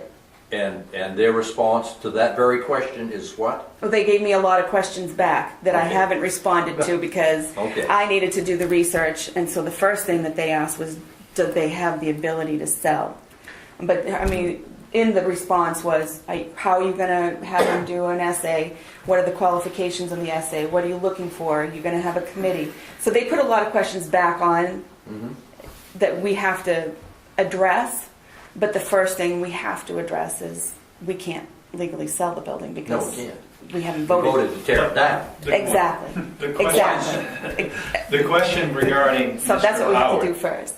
there's no I did not contract that you find can any find or- paper Because I saw some contract. emails back and forth that you were sharing. Yep, and there was no, It sounded almost as that was his assertion. yes, There was never a vote at the town meeting that mentioned anything to do with, a particular person. that's right. That's And right. you were as this thing was moving along. Well, actually, no. I mean, last year, and I wish Tom was still here because he could have elaborated better because he had been right through the whole thing. But last year, when I come on board, the grants were in, the remediation process was starting last year. I did ask the question about the facility, if it was going to be the assisted living, if Mr. Howard was still interested, and I was advised then by our previous town manager that no, that was all not going to happen, that he was no longer interested. Well, I did get an email from Brian Howard Correct. in May that he is interested. He didn't state his purpose, his use that he had in mind, but he did say that he was told that he could purchase the building for $1. Well, and he'd sent an email back in December Yep. that said he was interested. How do you move this forward? Right. And it was like, well, Emails take on a tone, but from reading it sounded like he was saying, yeah, now it's time for you to give this to me Right. because this was the whole agreement. Agreement. You wouldn't have gotten the grant if I hadn't committed to do this. And I'm like, I don't really I don't remember think that any had of any, this. yeah, that's not really how any of that. But I'm not. He may not have intended it to read that way, but that's how it sounded when I read it. Yeah, it was very Right. Assumptive. correct. So anyway, we can't find any evidence of a commitment of that type. No, I did not find. No, and at the end of this call, I'm not saying that myself personally that I feel that he shouldn't end up with it or it shouldn't be that for usage. But after sitting in town meeting now for all these years, the few things that I'm pretty comfortable to be able to say and speaking for the townspeople is nobody wants to put $1 in that building. Everybody wants it gone, but everybody wants to have a say. They want it to be a legitimate thing. They don't want that to go to just anybody and be an eyesore or a noise situation or an unsightly neighbor or whatever. So I mean, the townspeople they don't want it, but they want to be able to hold Well, a direction of where it goes. We want to be able to get Right. tax revenue from it. Correct. As long as we can have a use for it that allows us to Right. tax it, that's Well, a but- big improvement. But so my question, and this is kind of how the essay thing is actually something that I thought about, because if you put this on the market, you're putting it on the market. I mean, you're not gonna. It's pretty hard to ask a lot of questions. Of what are you gonna do? Yeah, you or- don't have control. Right, it's going to sell, period. So that could end up being a bad situation for the town or lack of revenue going forward. The other thing is I have a concern because if you sold this right now, let's just say we took Mr. Howard up on the offer and we sell him the building for $1. He's not the first person to ever make an offer on that building That's for right. $1. That's right. So you already had somebody that offered that. And if we made that assumption and we just said, no, we're not going to do, we're going to go there, what's your grounds for doing that? Is there any ramification, or can that original person that offered, can he come back and do anything? But I think, to me, our job is to put together a series, maybe several options that we could present to the town and on the warrant, because we're not gonna, even if we find a deal that we think is great, we can't do it. Correct. So we need to come up with a series of ideas. There may be some ways through tax abatement, maybe, there's all kinds of different brainstorming things that we could do. But it'd be great if we could come up with some really good ideas between now and next town meeting. And maybe we form a committee for this. We've had an Abbey, right, so this would be, Yeah. but This would be a different. Yeah, be a fresh committee with a fresh task. Right, Right, Because the status of that building has never been what it is today. right. So, I'm not even, honestly, I would just as soon move this even forward, and I'm not even afraid of having a special, if we could get this pulled off. I agree with you. If we had some really good ideas, that would be, Because I mean, one side of me, I'm like, personally, as a resident, thinking about this whole scenario. You know, one side of me is seeing that trend into senior living is probably one of the better things that could happen for us as a community and a tax base. Because that's going to be a guaranteed income forever and ever and ever. It's not going to there's a shortage of those facilities. Correct. The other side of me absolutely hates that idea. Because our town has been landmarked as a retirement community. But on the other side of that conversation, you have two industries up the road that are struggling to get people to come to work. You have the hospital that's a major employer. There is a lot of business in this area that needs people to come here to work. So the other side of me is I would love to see something happen in that building that might help draw people to our town. I don't know what that is or how to do it, but My number one concern is tax revenue. yeah. I want someone in there Who's who paying taxes. I don't want to be putting a lien on that property Right. 24 months from now. correct. I don't want that either. Right. I That's just not what I'm want saying. a steady stream. Cha-ching, cha-ching. Jody? Can I make a suggestion? You've got this Pineland Farms outfits in the area here, it's Rejuvenate Monson. And I've heard from sources, reliable sources, that they're gonna do a big project in Dover, Foxcroft. And they're looking for areas. And I know one of the board members on the Libra Foundation, and I put a suggestion out that we have a building here we'd like to have something done with. And That would be awesome if That'd be you. great. first thing they said, oh yeah, you mean Angerville. Well, that didn't go over too good, but Well, that's the old days. and I told them that we're hopefully getting the feet underneath us. We got new command and everything, and it might be something to explore. Yeah, I agree. That's the kind of thing That would that be. I think would be, That would be perfect. yeah. I mean, the Now, one thing about that organization that impresses me more so than because I've read a little bit, not a lot, but I've read a fair amount about them online. And they have invested a lot of money in a lot of communities in a lot of different areas. But the one thing that they do recognize is the community is as important and viable as what they're trying to do. So even though they're nonprofit, they do pay taxes. So they're not like a lot of these other ones that get that nonprofit status and then the town ends up sitting on all of that. So I think that's the exploration that the board needs to do, is to Yes. come up with some really compelling alternatives. So, Well, first you have to have permission to sell it. honestly, I would rather come up with, if we could, whatever we want to have a committee, we want us to be involved, whatever as a group, figure out what direction we want to go into. And I would love to have a couple of options and present that at the town meeting when we, right, selling is gonna go hand in glove with the proposal. Correct. If you ultimately are gonna put in senior living there, and we've got, an entity that shows they have the wherewithal to do it, the town's gonna either like it or not like it. I suspect they'll love it. If I don't your wanna- foundation wants to put artists in there, then that would be great too. I don't want to have the idea and not present it to the town. I would rather have the town in full agreement of whatever direction, well, not full agreement, because that's not going to happen. The majority of the agreement in whatever direction we're going to go into. So you want a committee to help you decide that? To do some of the research? I mean, what do you...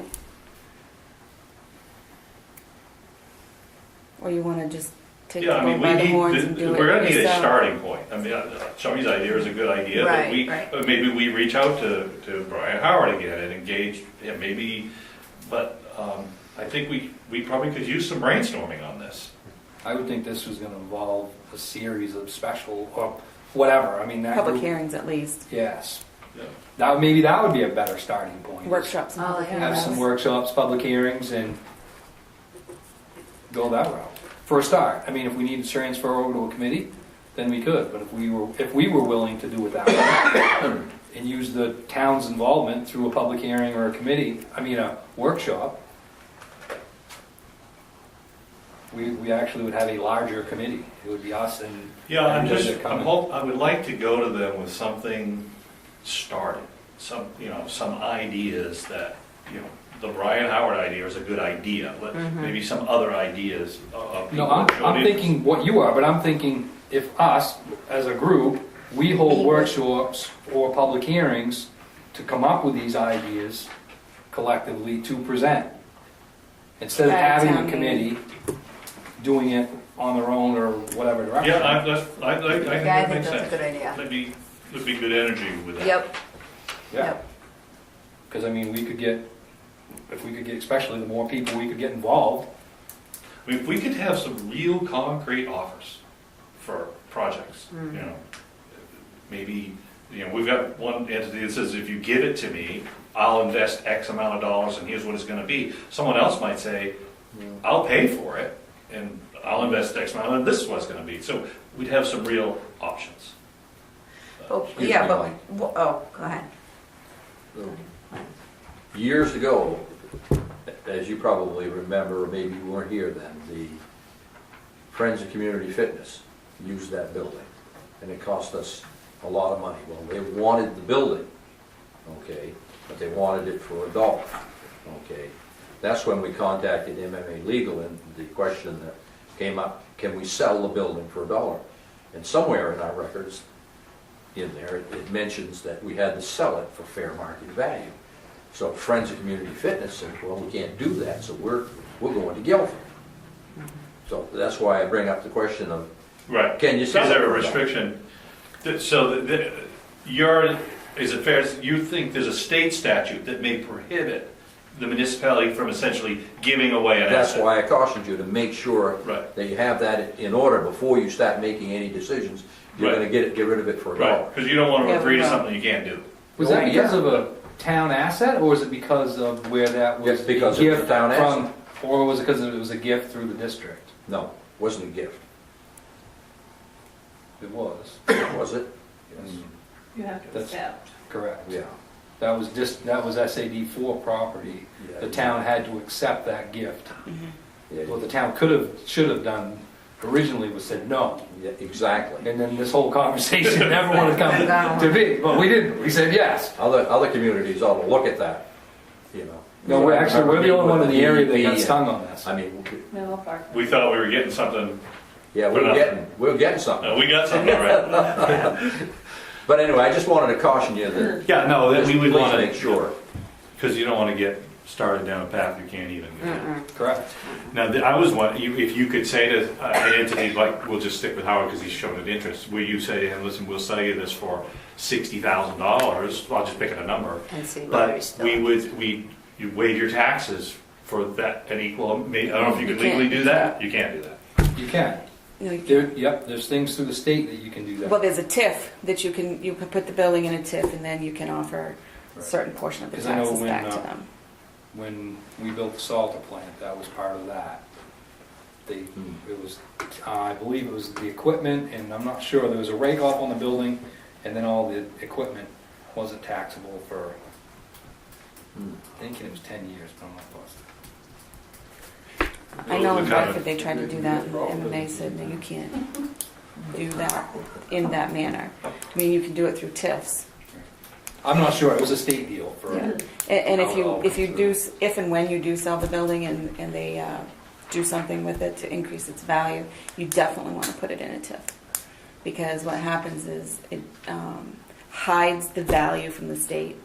And so when you get your school funding formula, that value, that increase in value isn't recognized. When you get your county tax bill, that increase in value isn't recognized. When you get your main state revenue sharing, that value isn't recognized, so you get more back.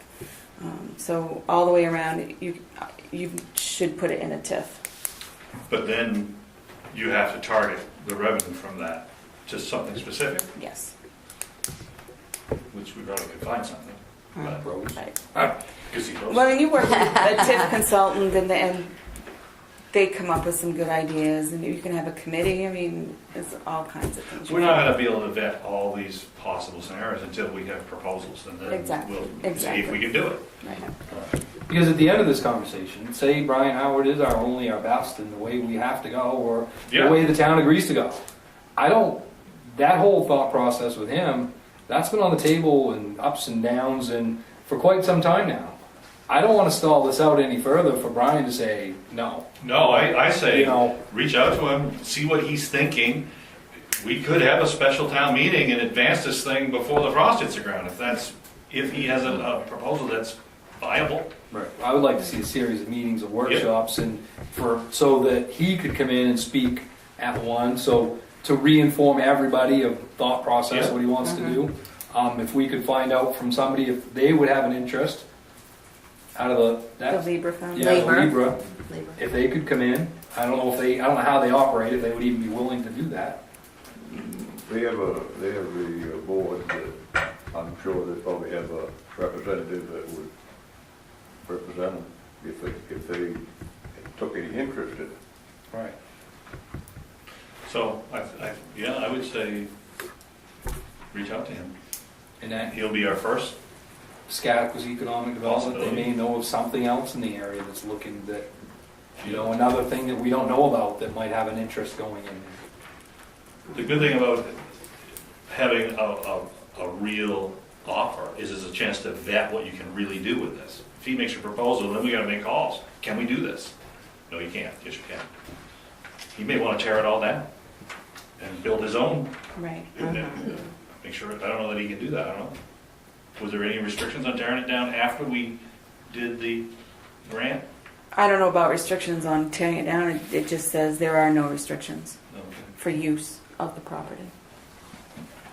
So we just, So basically, the property's 100% clean, so Right. basically that means that building is clean for you to remodel to use as any purpose you want to, or that building is clean, you can haul that away in a dumpster. correct, because Right. before you couldn't even tear it down. Correct, Right. it was hazardous material and you couldn't touch it. Now it's clean, you can, Right. um, Okay. So, Do you want to set up a date for a workshop? make it nice. Yeah, I would contact him first, and I think we should have the town manager contact Howard to start with, he's the only Sure, one that, that's what we have on the table. yep, and work him into a meeting. What is his proposal? Have Yep. him propose. Okay. And then if it's And I viable, would we call, could have a special. I would call down to Chris too, just to throw that shout out to him that, hey, we're Yeah. trying to move this forward. If you've got something, or if whatever we're gonna set up for workshops, if he wants to come and talk about other options, or, because clearly he knows more about all of this than any of us do. So, he's been involved with everything in Dover and the mill and getting stuff in there, so. Yeah. I'd love to see it. I'd love to see something happen there. It would be very nice to go to town meeting and not have Oh to be. my gosh. On the discussion. Yes.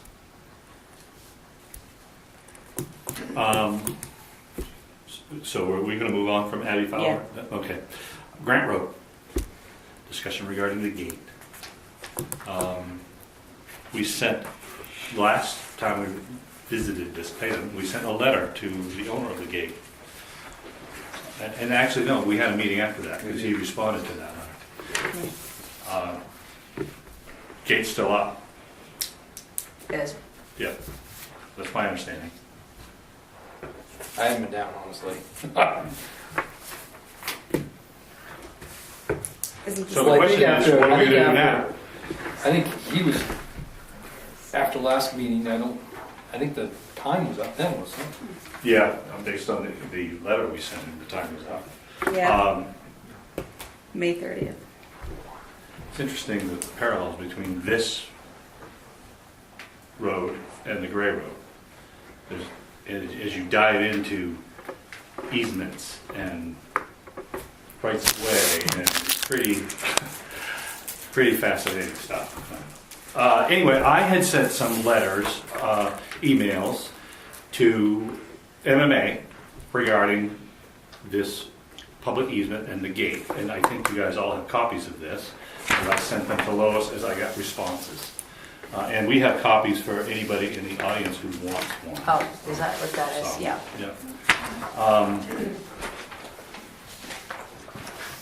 It was interesting, when I first spoke to Becky, she said, well, this is easy. She said, that's a criminal action. You can't gate that, just call the sheriff. And then you can see when you read her email, no, I was wrong, she said. That is not a criminal action. If it's an easement, it's a civil action. Okay, that's not going to help us very much. So you can't call a sheriff. Right. Sheriff won't do anything.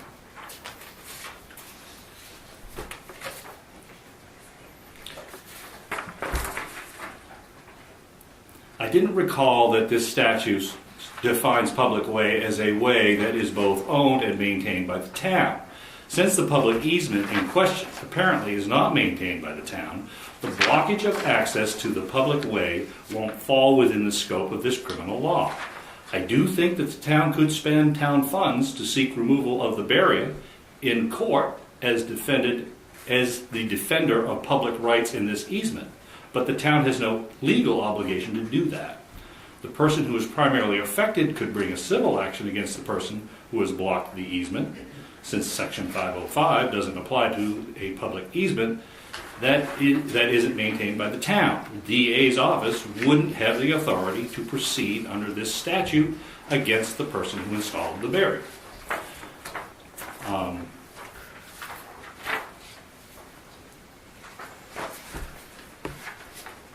think the other side first. Yeah, well, it's really, she gave, it was probably a very complete explanation, and I asked her You don't another have that? question. Yeah, I got an okay. email, I don't have it. Okay, because Do you want? There should be, you should have an email. I don't know. is, oh, okay, maybe. I'll just, It's the same as that one. It's the same. Just that. Ah, okay. He read something different that's not on Oh, that. okay, okay. so I went back to her again, basically, and we've got 2 pages here, but the summary was, without a court determination of whether the road is abandoned or whether a public easement remains, I think it is risky for the town to remove a gate in reliance of Section 3028. I would recommend against it. I also would recommend against the board voting to authorize an abutter to remove the gate. I think the statute provides what was intended as a simple solution to a gated road problem, but I think the legislature was unaware of the potential liability for the town and the abutter if the gate is removed without the blessing of a court. The abutter whose access is being blocked has a private civil right to go to court against the person who installed the gate and ask a judge to order the removal of the gate. The right exists independent of language in Section 3028. The town could pursue a court action too, but it is under no legal obligation to do so, in my opinion. And so that's where we stand with at least the information that MMA has provided us.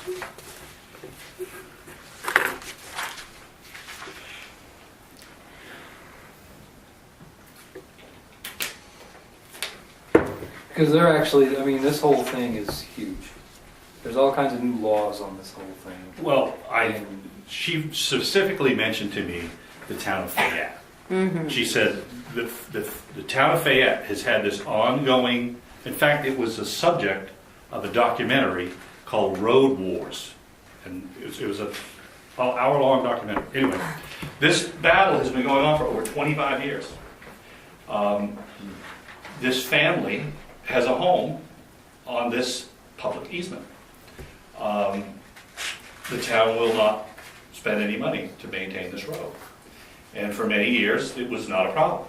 And then people started using this easement to harvest timber and destroyed his road. So they spent money, and eventually they decided, well, the way we're gonna stop this is put up a gate. You can't gate a public easement. So this went back and forth. I mean, people had axes. I mean, it was bad. This gentleman finally was told that he couldn't have a gate anymore. He defied that. He ended up spending 10 days in jail to try to keep his gate.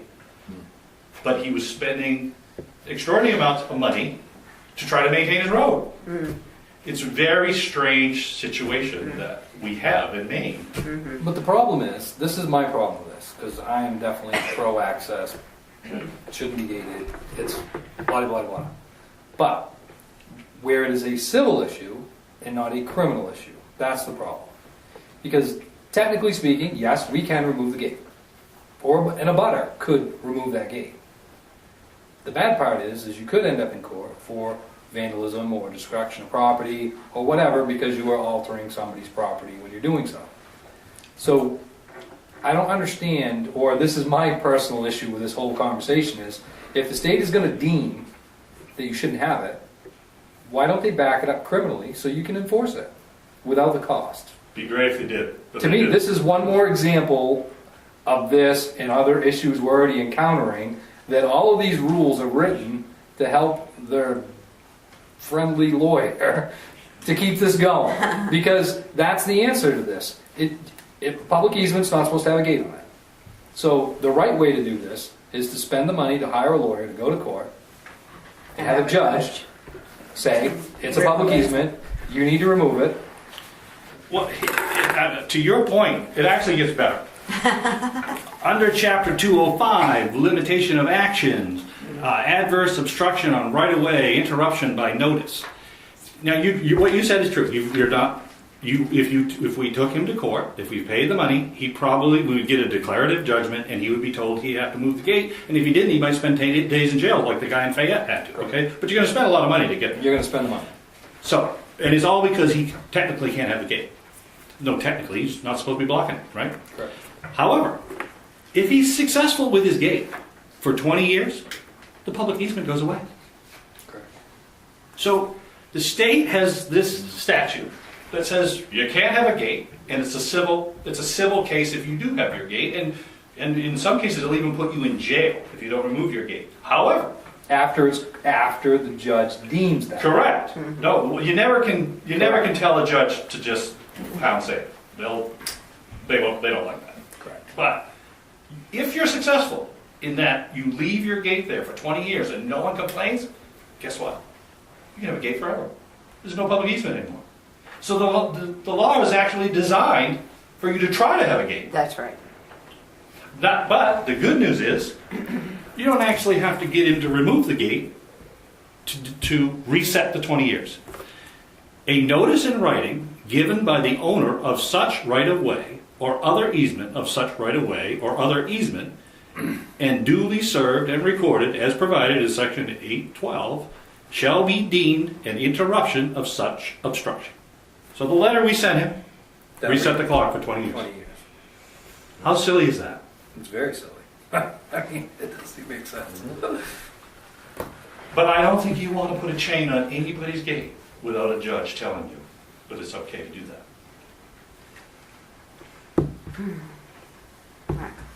But the bad part is, with everything we just said, which is the way I've interpreted all of this, then there's the new law that they've come out with, something where you can write a letter.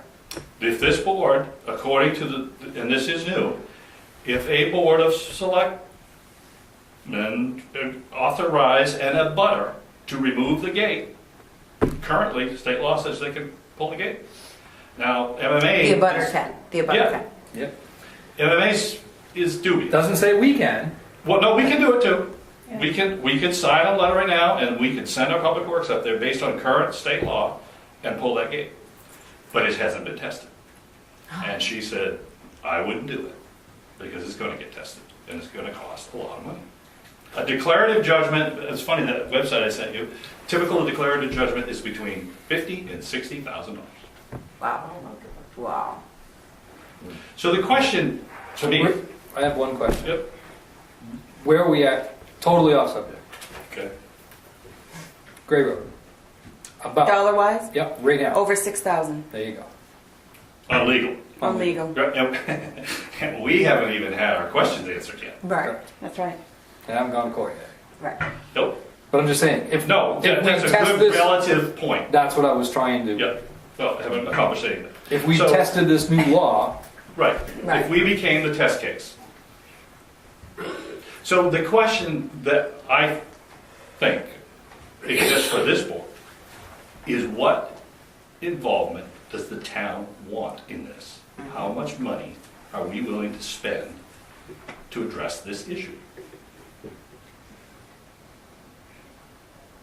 And that's the question for the three of us. I can tell you I don't want to be the one to sample this new law. Because I know where it Well, and is. it's a civil matter too, so. I said to Becky, I said, if the town had a financial interest, for example, we had a gravel pit and this person was blocking it, she said, then that would be a rationale for you to spend the money that you need to spend to get access. But she said, other than that, unless you have a compelling reason for the town to spend money, she said, I wouldn't get involved in it. Well, I think, I mean, for me personally, obviously, I like the access and should be upholding that. But the other side is I think we represent people on both sides of that gate. So even though I don't see where a financial gain one way or another to me makes any difference. I think if we either are for access and are willing to do this, or we should take the pose that, you know, we're not willing to invest or spend any money, period, to talk about this. But, I would like to see if there's some other ways. I mean, I don't want to spend court money, period. no. There's not much you can do. And the other thing is, I mean, the gate is not locked. Well, that's, I mean, is it possible to get all parties involved, and it's kind of out of the town's realm, and maybe we shouldn't do it, but Mr. Anderson, he was here, he offered us the gate. That was part of the conversation, which I don't want to maintain a gate. No, no, I no. don't want a gate. No. But is there a way, publicly, or a statement, or something, that we could get that says from him that that gate would not be locked, period?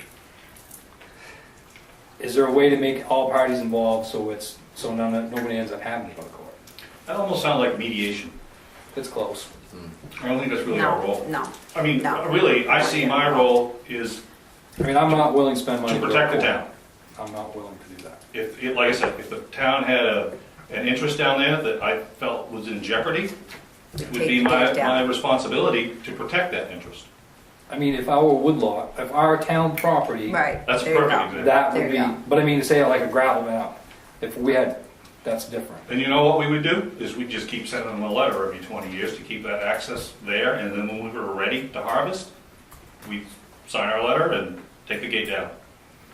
And if they want to take us to court, they'd take us to court. But that would be a rational approach, because we have an interest.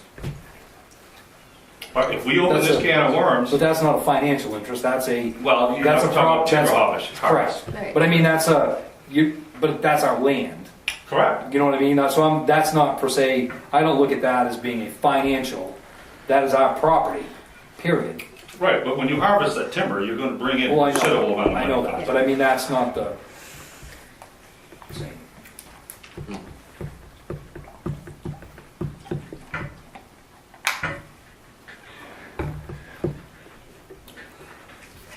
I think we have enough in legal for the year. I'm not willing to go. I'm going to say, really, there needs no motion. The only motion would be if one of, or two of us want to spend some money on this. I don't think we can go put a chain on this. I don't think putting a chain on this gate and yanking it out of the ground is a smart thing to do. I think if we're going to do that, we need some legal. So the question is, does someone want to spend some money on that process? Well, everything we've already gotten from MMA says, So don't touch Don't do it. don't, you already have it. Right. MMA is already saying, it. And- the appropriate step is to go to court, period. Correct. No, yeah. She's saying, don't touch it. And if you are going to touch it, you got to go to court. Correct. I would make a motion, if you're not going to touch it, that you're not going to touch it. that you have no further interest in this issue. That's what I would make. But while we're stream of consciousness, did anybody want anything else? No? Rick? Just a question. Is where he's violating the law by putting the gate up on a right away, is there any way that the town could penalize him or fine him or make him, force him to take that gate down? I mean, is violating the law. You need a declarative judgment based on what I've read. From the court. You can't, for example, put a lien on his home. Okay. And in fact, I mean, we could go up and rip the gate out. He might not sue us. He might sue us. That's the problem. Correct. And based on the little bit of research I did, this happens all the time. And these things get expensive fast. It's, in fact, there is a blog, Main Roads, something? Something like that. Anyway, it's fascinating. It is the most complete compilation of easements and rights of way and the struggles that people have gone through. I mean, mini wars almost. This isn't the only topic in the state about this conversation. It is incredible the amounts of money and angst that has been created over main roads. The idea that unfettered access is granted with no responsibility for payment, and you can imagine all kinds of scenarios where you have this is the only way into your home, and they destroy the road every 15 years, and there isn't Imagine that, a Mike. darn thing you can do. Imagine that. It seems crazy to me. But anyway, we're going to link that blog. The woman who started this blog was the woman in Fayette. Her husband was, I believe, served 10 days in jail because he wouldn't take his gate down. And they've been going on and on forever. So it's pretty fascinating website. Now, when Dr. Anderson was here last month, we were discussing with him different scenarios. One being our taking over the gate, which I do not want to get involved in at all. But we didn't say to him, "We've written you a letter, take it down." The letter says that. I know that, but he was Right. sitting here, Right. and we didn't say, "We've written you a letter, you need to get rid of it." Why aren't you? Why haven't you done it? Because So- when we had the meeting last time, trying to figure out how to say this and be politically correct. Just say it. When we originally voted on writing the letter, we were informed in a certain direction. We were basically told, I was under the impression that it was our obligation to do this. He's blocking the road, it's against the law, Oh, I see. it's your obligation to do this, so So we wrote the letter. Aha. Oh, I see. That's how that letter. We've done more research now. I see. Well, even- Or do you want to do your research first? last meeting, it's clearly on tape that I said that we jumped the gun, that I'm Okay. done making decisions Oh, without I understand knowing. now. And the truth is, I don't think the letter really hurts us. I mean, there's no liability there. It does reset the clock, Right. Okay. so there's no danger of that Okay. easement going away anytime soon. So, Okay. I mean, myself personally, at this time, I think we're better off to let the state keep pondering this. Because I think this is a hot topic, and I think it is going where it's going. For the town to get involved, I don't think right now is the time. I think you're going to see within the next year or two, the state is going to clarify these laws, one way or the other, of what the town's obligation or responsibility to do when it comes to gates on easements. Because you do have people serving time in jail. And you're optimistic, but I mean, hopefully, we'll see. But it's amazing what a mess it is. now on the other side of this, anybody, you don't have to live on that, you don't have to own property down there, I can do it, you can do it, you can do it. Anybody can summons that guy to court to remove that gate. That's right. Town doesn't have to have any involvement for any citizen to do that, because it is an easement, which makes absolutely no sense, but, well, in my opinion, that does not make any sense, but it's the way it is. But anybody can go down there and open the gate and go through as well, right? If it's unlocked, that would be true. I don't know what the status is of it right now, but they certainly could walk around it. I mean, Right. he can't. It's a public easement. But I mean, Correct, you can go out, technically, you should be able to go all the way, Down, but drive to the gate. there are plenty open of it up, examples where these drive- things escalate. Right. You know, you take his gate down. Next time, it's a dozen white pines crisscrossed, and go ahead and clean that up. You know, he just keeps going on, and then shots fired. Yeah. It's crazy. Oh my God. Okay. All right. So I would no motions. You got a no motion? I would do a motion. I would do a motion. Go ahead. I'd make a motion that at this time, due to state statute and the town's obligation, we don't feel it's feasible for us to move this or pursue this any further. Or spend money, I mean, or if you know if you want to put that in there or not, leave that part out, but. Yeah, I didn't know should an inaction require a motion? Yes, Okay, It should, because we already have an action. right. I will second that motion. Any more discussion? Favor?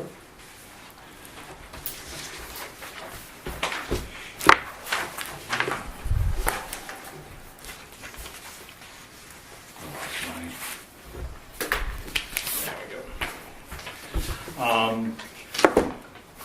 Gray Road suggested tabling till the 28th. The reason that we're suggesting tabling till the 28th is we did finally hear something back from Eaton Peabody, but it was very abbreviated. And we are going to pursue a more thorough response. And the abbreviation was? You want me to read it? Yeah, that would be, Yep, it's a public record. Well, that's why, That's why I asked you to read it. let me get to it. That's why I knew where it was going. You didn't receive it in writing? Yeah, No. he just sent us an email this morning or yesterday, 419 is the one, the latest one that I have, this afternoon. Yeah. this afternoon. I hadn't checked my email since 4. It says, thanks for your email below. I'm just getting to my office from a long meeting today and am also getting ready for a municipal meeting tonight that starts at 5:30 p.m. that I will need to get back on the road shortly. I'll see if I can get a substantive response to you before I leave, but it will likely be tomorrow due to my schedule today. And I can read. So, And nothing. because I want to ensure I give the response the attention it deserves, and so my response is clear, I apologize for any inconvenience on your end, but I will get back to you and the board on the question below as soon as possible. Holy smokes. That was at 4:19 p.m. today. Well. And We've waited quite a while for that. Yep. and how long has it been now? 2 months? How long has it been since your attorney sent his letter? Well, and I don't know if you all know, but the town's attorney, Mr. Paul, did contact my attorney. And I don't know if you knew that, but they had a discussion and as I understand it, Mr. Paul mentioned that Mr. Shea was apparently more thorough than. Well, we haven't had any reference like that. No. Nothing. No. But I anticipate that this board may want to have a face-to-face meeting with Eaton Peabody, based on a little bit of feedback that I'm seeing. I mean, the inconsistencies between the interviews that you and I had and what we're seeing, he hasn't addressed them. I'm not opposed to that. I don't want the town to build a ride. I'm willing to even go for a ride to do that. Yeah, no, I would drive to Bangor. In fact, I would prefer to go see them. It may Still gonna have, cost money. Yes, but at least you're not paying them the You travel here. correct. The only thing, my personal recommendation on that, and actually we can talk more about this next week, but if that's a direction we want to go in for everybody to think about, after dealing with legal on numerous occasions, I would really like to have all of us collaborate with an exact list of questions, and actually, we all go to represent the town or whatever, but whether it be our chair or our town manager, they collectively be the one that speaks. Organized, right. Right. Just for consistency and speed of getting this done, because Efficiency. that clock is running. Oh, yeah. And they like to If you talk. all go, you have to, it's a select board meeting. You have to. We've post done it before. But you can do it as a workshop too. And You still have to you post have it. to call a meeting to order. We've been down a couple of different times, and you have to do it just, But it might be an executive session. but you still have to have a. Correct. You have In and to out. call a meeting. Yep. I mean, you spent $6,000 because it's getting spent on this end as well. And you understand why we're here, Yep. okay? And it has nothing to do with any of us, okay? You handled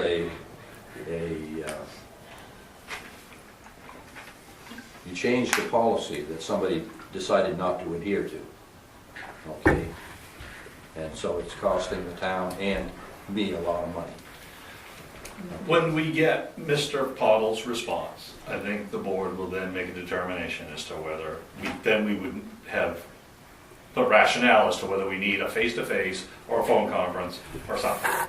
But until we actually get Right. a concrete response, and maybe you and the three of us could, if we have particular items that we want you to address with him, we could, I can't think of them right now, but I know there were inconsistencies in what he told me, for example, with regard to public easement and spending money. That's just flat out 180 degrees from what he told me. So I would like to have him answer that question. 100% of the conversation that I had with him on the phone, this whole thing was gonna come back as a public way.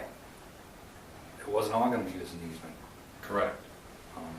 There was no talk of an easement.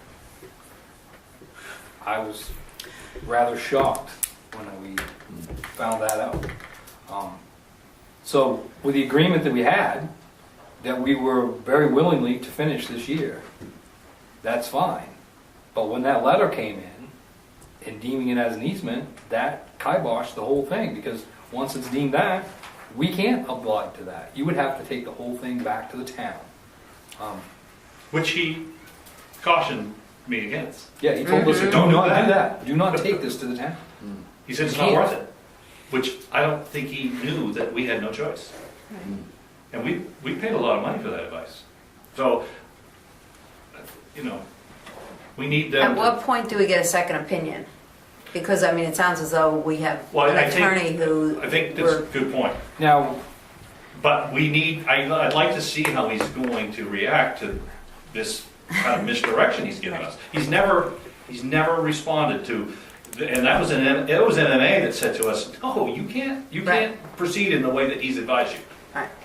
Right. So, and he's never addressed it. Yeah. And he has not addressed many of the points made in Attorney Shea's Right. letter. The assertions that he makes have never been addressed. So, well, and the other part that I still have a issue with is the original abandonment on that road was the entire road. There's all kinds of documentation on the lower part, but where they supposedly try to clarify it later, he's looking as taking that and backtracking it all the way back. And so that changes, that to me is wrong, because, that was the abandonment. You abandoned the whole road. Well, there's maintenance on both ends of this road as it is. But as long as where it was fully abandoned, and then there's all of this proof everywhere on this road, that should have eliminated that to begin with. And that was the conversation that I had with him that night on the phone, and that's when he fully agreed that I was, yes, But there was never any abandonment vote in a legislative town meeting. done in the board, Right. which he clearly said shouldn't happen, it had to be done by the town. So, Well, if it was 30 years that they were supposedly using as their basis, they were just acknowledging Right. that. But there's Then- proof of the maintenance, And that's then- the problem. Right. there was another action in 13 to clarify, both actions got rescinded by last year's board. Right. Last year's board, it looks to me, turned that back into a public way. Yes. But the other problem is, and The this whole is- road. This is why that was happened, because originally it was abandoned from point A to point B, the whole road, But not by legislative vote, by the board. right? So then when they tried to do it again in 13, To clarify To what they clarify. really should have done. they never said anything about making the lower road a road. Their clarification was from here to here is abandoned. Well, you already did that originally. Their clarification should have been that from here to here is a public way, and from here to here is is abandoned by and now it's an easement. But they didn't do that. They just said, "Yep, from here to here is still abandoned." They never even talked about the lower part. So that's messed up. And that again was done by the board, wasn't done by the legislative body. So you've had two decisions that was made by the board that really wasn't legal to make to begin with. And you Well, had, certainly some people would question that. correct. Right. And then you had a third and final ruling. The latest ruling on this was last year. The board rescinded both of those actions. Correct.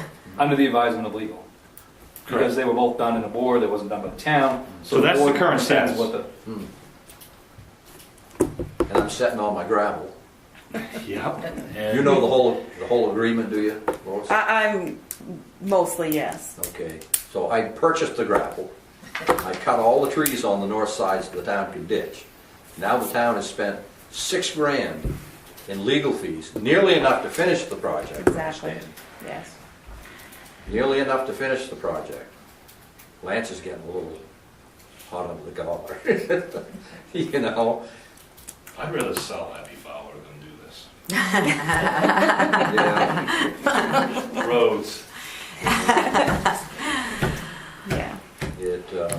So that's why we're going to revisit. Hopefully, we'll have something more substantive for next meeting. Yeah. And that may cause us to take some action. We'll see. Right. Okay? Right. So may I ask a question? Sure. The town voted to finish the project this spring. The town did? Oh, yeah. The town. The board. The board. Not the Board. town. The board. Board, Voted to finish the project this spring. the board voted this spring to finish the project this year. Yes. Finish it this spring, it says. That's what the motion says. To complete the project this spring. It was before the legal entanglements.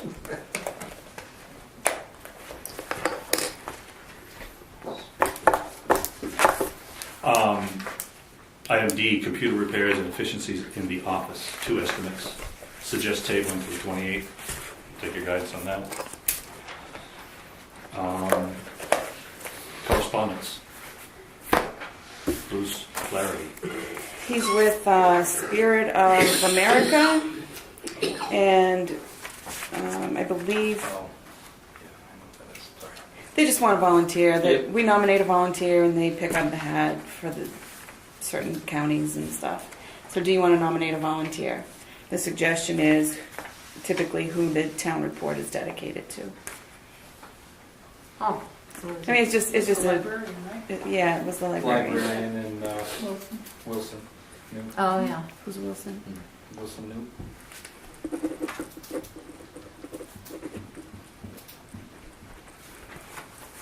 Actually, we nominated Tom last year, didn't And I think he won.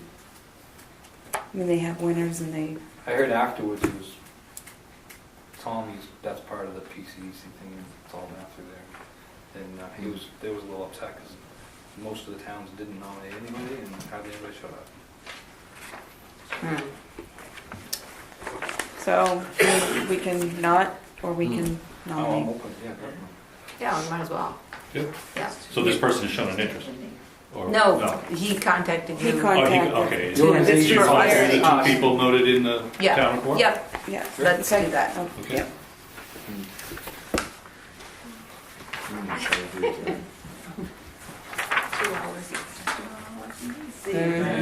I've seen them twice that way. We're going quick, we're almost done. Yeah, ordinance Yeah. from Josh Haskell. Question out to MMA. He's a military serviceman, and he wants the exemption for excise tax, but this is the state law, has to be by ordinance. The state law allows it, but only if the town puts an ordinance in place. to And we allow don't have it. such an And ordinance. we do not have such an ordinance, but he wants to take the lead on that, and he wants to do the ordinance. So my question to MMA was, what is his process as a resident to put that in? And it's the same petition process that would be for any town warrant article. So And then What would is he that? be a beneficiary of that? he I mean, would benefit from that he because would. he's overseas right now, but when he comes back, he's going to be permanently stationed out of state. I don't understand why they would want, So how can he be a beneficiary for excise tax? If because he's they out don't of- have to pay their excise when they register the car. You can't register a car if you're not registered in Maine. If he's out of state, If he's primarily. military, he can. Oh. Is it only active duty? Yeah, who does this actually Yeah. benefit? Is it all the service? And who wants Is another it- ordinance? Because I can see active duty where, you know, Right. these, By a resident who is on active duty serving in the United States Armed Forces and who is either permanently stationed at a military or naval post, station, or base outside this state or deployed for military service for a period of more than 180 days who desires to register that resident's vehicle in this state. So I guess the idea is the guy's out fighting for our freedom, and I'm he on- can't use his vehicle because it's here, he's in Iraq. I would You give him a break. How about I know we've always talked, it's not what their role is, but about the planning, having them help with some of our ordinances. Well, this Instead of- gentleman Well, wants to do his he own wants work. to do the ordinance. He Oh. said he would take the responsibility in writing the ordinance. I understand, but part of him writing the ordinance is he has to petition to get it on, right? Yeah. That's right, he has to send a Right, I petition just and want have. to eliminate that step for him. We don't have to make him petition. That's right. Right. If he has the correct verbiage and this board wants to advance it, we could do that. Correct. We can move it to town meeting without him having to do. Okay. That's no different than the same thing as what Rick's been working with us on. He's working on an ordinance, trying to come to terms with us so that he doesn't have to do the petition. And this is, I think that would be the logical first step for him. yeah. So Because he tell might him not go need ahead to and do it, write his just- ordinance. and Yeah, just let him submit know it to that- you to see what you Sure. think. And Yeah. Then we can discuss it and And actually, if he writes it, then we can see what we think about it. And if it's an agreement, can we, as MMA, can we send it down to, how does that work next? To make sure it's legal? Do we send that through our town attorney, or does it? I can. No, I didn't say we had to No. use the same town attorney. No, but No, I can actually use that. not reinvent the wheel. I can just email towns that have already done an ordinance. Sure. oh, Perfect, Correct. bingo. Yeah. Or if you can find it, you can send them to him and see if he likes them. I just think it's I think something it's going to be that, basic. yeah, but I mean, I just think it's something we can move forward. yeah, as long as it's worded correctly, I can't imagine that we wouldn't let the legislative No. body decide whether they want to do this or not. Well, and the only thing Exactly. is my only thing, Give when it to you them. first read this, I had concerns because of amounts. But when you word that as a Active duty. full-time, Right. active, How 180 many people days, in our town? there's not that many. No. And And like you said, if they're gonna be, why not? Yeah, well, and if the town doesn't want to do it, they won't do it. that's right. That's right. Okay. And it's theirs, so it has to be in their name, so. That's it's right. not- Audit report? These are your copies of last year's audit report. And that's all I have to say. You? For your reading pleasure. Letter Park. This is the MRC. You have a copy of this letter. It's just, the way I'm reading it, I think we may, at some point in the future, receive a refund of something. That would be a good thing. I'm not sure. Says the attached estimate provides an estimate of the amount to be paid to each the equity charter municipality. So, anyway, that's all that is. Okay, never mind. But you do have a copy of that letter. Okay. In this packet, in this stuff? Okay. Yeah. New animal boarding facility in town. Yeah, we got an email from this person. Royal Treatment Boarding and Daycare. We have a animal control with Bangor Humane Society. And this person can board dogs only. They haven't had the approval yet from the state to do anything other than dogs. So in the future, just maybe something to keep an eye on. Where is that located? 187 Downs Road, Sebec. Oh, it's back? So it's not in this town? Oh, yeah. Is that the person? She just wants to let us know. It used to be she's Sue provided- Sutton. They bought Sue Yes. Sutton's Yes. place. Yeah. Oh, that's They're so just it's not letting us know Sutton's that anymore. No. if we Okay. want to, Third floor. because we're closer than Bangor, she Sure. would be Oh, closer she to would Bangor. be the go-to. Yeah. I But understand. in my opinion, if we're already paying Bangor, we don't want to pay her fees in addition to Bangor, so. But maybe in the future, when she gets cats, we could do a contract with her versus the. Correct. So it's something to keep in mind. Item 9, do you want to add? to the I business? just soon add them on here and then we'll just table them. Okay. I have two things too. All right. Go ahead. This one's just, I'm not sure if this one's already been discussed. It came in on email May 11th.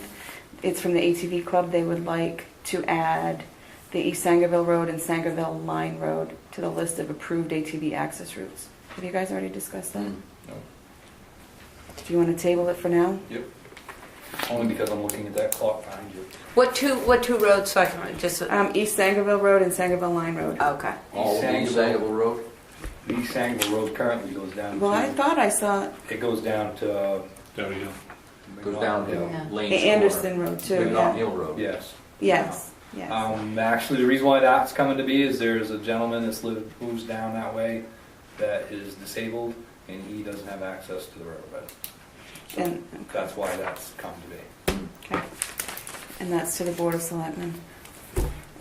Both of those are gravel roads. No, it's No, Top, top. They're both paved? East Sangerville's paved. Oh, that's right. Sangerville Line Road We from graded it. Kenny Corner to where Dr. Hill lives is paved, and then the rest of the line road is gravel. Yep. But the question is, does the East Sangerville Road count the whole of East Sangerville Road, starting at Lane's Corner? I mean, at Howard's Corner, which is by my parents' place. That's Howard's Corner. Off the But it's W. open now. No, it's not. No, it's open down to the side.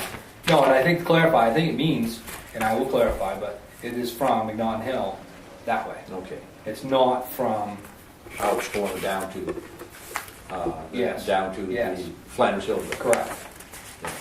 Because as far as I know, that's the only sole reason this come to be is because of that one gentleman that's on that other end. Yeah.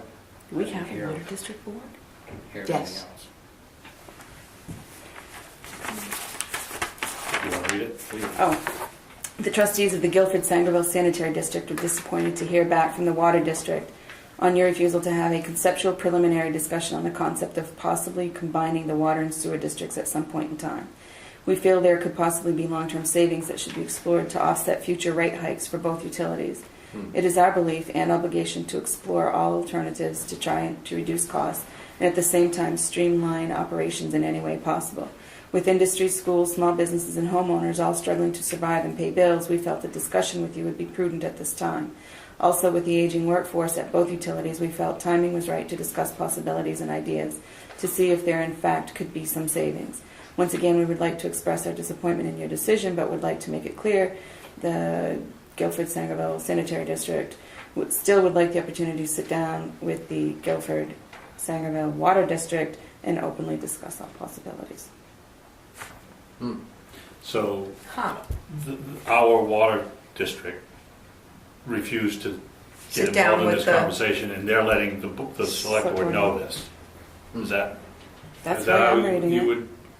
I'm assuming, because I can tell you, there ain't been no conversation with any of our involvement in any of this, so. First, we haven't even known of any conversation. It's just a carbon copy. They were sending it to the Guilford Sangerville Water District, From the and they sewer carbon district. copied from the sewer district. Sewer district, that's Member fine, because Lance, I wonder Yes, if you would yes, have some idea yes. as to what this was about. And doesn't Toby Cleves now sit where Charlie Cleves sat on the Correct. Senate, on the board. on the board? So The only, I don't think really we have to confused do any because- action, they're just informing Okay. us.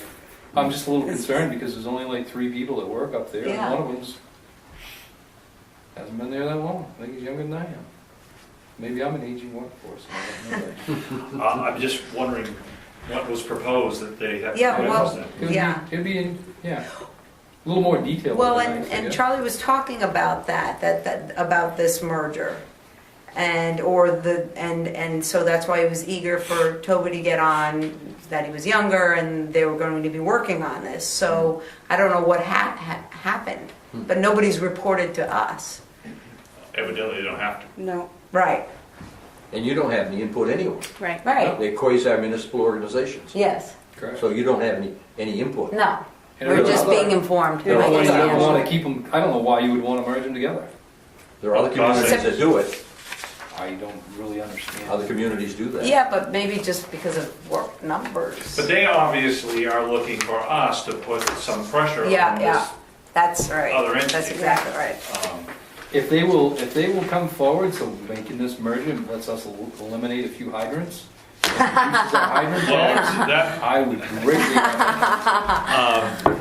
so do we want to respond and invite them to come talk to us, or just, They we've were- got plenty to do. Well, they were sending it to the water district. They were just No, sending it to the, and this was just carbon copy to us as. Okay, Oh, so that went to the water district. Yeah, Uh-huh. it was just carbon to us as courtesy. we got plenty to do. All right, so, Okay, quickly, Did you have anything else? No. you got anything? Yeah, the. Oh, I'm packing up. oh, we still got executive session. We can put this on there and then immediately table it for, Yeah. but the current policy is for people or citizens or taxpayers who escrow their mortgages, if their taxes are paid on time, so that they would normally qualify for the 2% discount, the historical position of the town has been, sorry, we're not gonna give you the 2%. We're not gonna process your credit. And unless you can work it out on the mortgage company's end, we just won't give you your money. And I had recently had a citizen that went through this, I know Dale has gone through this. That seems just rude and unfair to me. I can tell you that when I went through this, I called an attorney and it's 100% illegal. This money This isn't town can be money. sued repeatedly for this. So I'm not explaining it again. Okay. When you get your taxes is this, we give you a 2% discount. If you pay it by a certain time. Right. Your escrow pays on time, because that's why you have an escrow. Right. Your escrow pays the full amount. So the 2% that you as a citizen should have gotten, your escrow company doesn't know that. They only receive the full bill. So your escrow pays the full amount. You should have gotten the 2% discount. The town takes that 2% discount and says, too bad. They It should put it roll in over general next fund. year's, no. They don't. They will not credit your account. They will not reimburse you that amount. But does the escrow pay on the earlier date? Yes. It does? By the Yes. due date. But the due date, you have to pay prior to the due date to get the 2%. Correct. They pay within that time frame. That's what I'm saying. Assuming they do, Yes. assuming they do. Yeah, 'cause I mean, If they do, should these people get their money back? Yeah, I mean, but if the escrow did, It's the same applies. If you're paying after that date, it doesn't apply to you. You're not gonna get it, and you would have nothing due to you. Correct. Okay. It's for the escrows that pay on time like they're supposed to. The current policy is, we just ignore that, we just keep that money. And it's been that way for quite a while. Can't do it. That seems unfair to me. Yeah. I think that you should be either, it should be a credit on your account, Yeah. and/or we should be reimbursing. Now, whether or not you want to, that's what I'm. Because it comes out of escrow, like, usually. doesn't matter, it's still your money. I know, but you can't give it back to the resident, you can give it back to the escrow company. You can't give it back to the escrow company. You can't. I've done that. They wouldn't, I tried that. My escrow wouldn't take it, number one, and the town refused to do it. And when I asked the attorney about this, the attorney said that it doesn't matter if it comes from the escrow, it's still your money. That's a true statement. So, at the end, that's why, I mean, It should go as a credit for next year. for simplicity, yes, that's the easy way, you should automatically do that. Now, if you come in and complain, and you don't want it that way, then I would say, man, you probably ought to give them back the money. I guess what I'm thinking is, let Lois kind of troubleshoot this. See Figure out what the is scenario. involved, see, gee, oh, it sounds good, but it costs us a lot to process these, or whatever it is. But if it's simple and easy, then we should try to accommodate these people if we can, that's my opinion. But Right. when you Me, come not back to us, accommodating. we can discuss it. I mean, I'm still old school, I write checks every month, so when my phone bill comes in, it's only like $40. I don't write a check every month, I send them whatever, $250. That way there, I save the stamp money, because that's more than what I'm get out of my savings account nowadays. And I don't have to deal with it. It's no different than this. You're overpaying the bill. Exactly, Yeah, I if you agree. send the power company too much money, they don't keep it. right. They Right. just apply it to you. Correct. Right. That was, Okay. All right, so with that, he actually opened up a second thing for me, really quick, and we're not gonna, this town does have another tax that's already been gone to court by other towns and is slightly illegal, and that's the tractor tax. We tax business farms a tractor tax. Excise, is it It's a excise? tractor tax, Well, That's it's a what it's personal called. property Personal tax. property. Oh, we but it's know called about this. tractor tax. It's all That's It's what a personal farmers property. Correct, call but it's it. still considered a tractor tax. Mm. And this has Never already heard been it called proven in other towns that it's illegal because we only focus You're on, targeting. you're targeting businesses, you're not targeting everybody that has a tractor. Oh, you don't target everybody. No, they target me. Ooh. Correct, so, Paid it for a long time, yeah. correct. On not just my tractors, because I don't have a tractor, but my forklifts, my loaders, Yep, I have Yep. all yep. Yep, and all my equipment in my mill. Unless So I I think- need the beta production. I can But get that's you the because I name live and the in court Sangerville case and not everything, Parkman. Can't do Parkman that. doesn't do it. but if Yeah. Dexter Because I went think- through this. but that is, If they're- number all, I'm sure, is paying taxes Number all on their pays it, Haley machines. pays it, all the farms paid it, Yep, unless you're an individual, correct. and you live out down the. I know Dexter Shoe used to pay a tremendous amount of excise tax on all the machines and equipment that Well, they yeah, had. you have to. But that, so I guess you're saying you'd like to see tractors eliminated I would from like that to see tax. that tractor tax That's eliminated. unfair, eliminate it all. Well, that's my No, you concern, can't. is all of a You sudden, can. You can't. You State can't law. eliminate personal property. No, it's a state law. You have to tax personal property. well, only businesses are being, I No, that's not true. understand that. Mm. That's not true. what, so. I was attacked, I had a hot tub, and I got charged personal property tax for that hot tub. You did what? I was charged personal property tax because we had a hot tub on our deck. Really? And actually, I sold it in the same time frame, and there was two of us in the same town paying for the same hot tub. Really? Yep, that was a good Sweet one. deal. That was a Should've put sweet that on deal. back. Extra But I tax just- income. so- But I honestly, I know for a fact, I know the guy that went through it. There was a farmer in Dexter, he refused to pay it, and he took Dexter to court, and he won. Because, and that was how he won, was the town of Dexter was only focusing on businesses for this tractor tax, You have to and use was not everybody the focusing on the whole. You have to use everybody the same. Correct. Well, the farmer, though, is a I mean, there was commercial no- The operation. farmer is exempt from tractor tax, but it doesn't mean that Only if it other takes heavy excise tax equipment. on it. No, he's not. He's the one that's paying it. It's because he doesn't register it. Right. That's why that's what they're targeting is these farmers, in theory, that are running their equipment up and down the road. But at the same time, all of us, everybody else that has a tractor that is still on the road, because you go up to your neighbors and you help him out a little here or a little there. Truthfully, you're not on the road as much. But at the end of the day, the sole reason of why you're taxed is because you're running your tractor, an unregistered vehicle on the road. That's right. So, Okay. I just, like I said, it's very close to us. This has gone to court, and it's been deemed as not right. So that's something. So you're saying though that the business, the farms that are in business are being charged this tractor tax? Yeah, I didn't realize that John was down as far as forklifts and stuff like that. Well, I'm sure Chummy's charged for all of his equipment. Correct. He's- Well, I he's a think contractor. other heavy equipment is different than tractors. If it's registered, that's how it's deemed. Only if they're registered, right? That they're not. Because hit- all of the it's not registered. attachments to a tractor Yeah, are they have subject to personal property tax. Correct, but they're hitting them all under this. And what size tractor? There's Doesn't no. matter. Doesn't matter. I mean, if you got a lawn tractor, I It doesn't- got a yeah, $100 that's right. lawn tractor. That's right. If You you're can be going up the taxed. road, you should be taxed.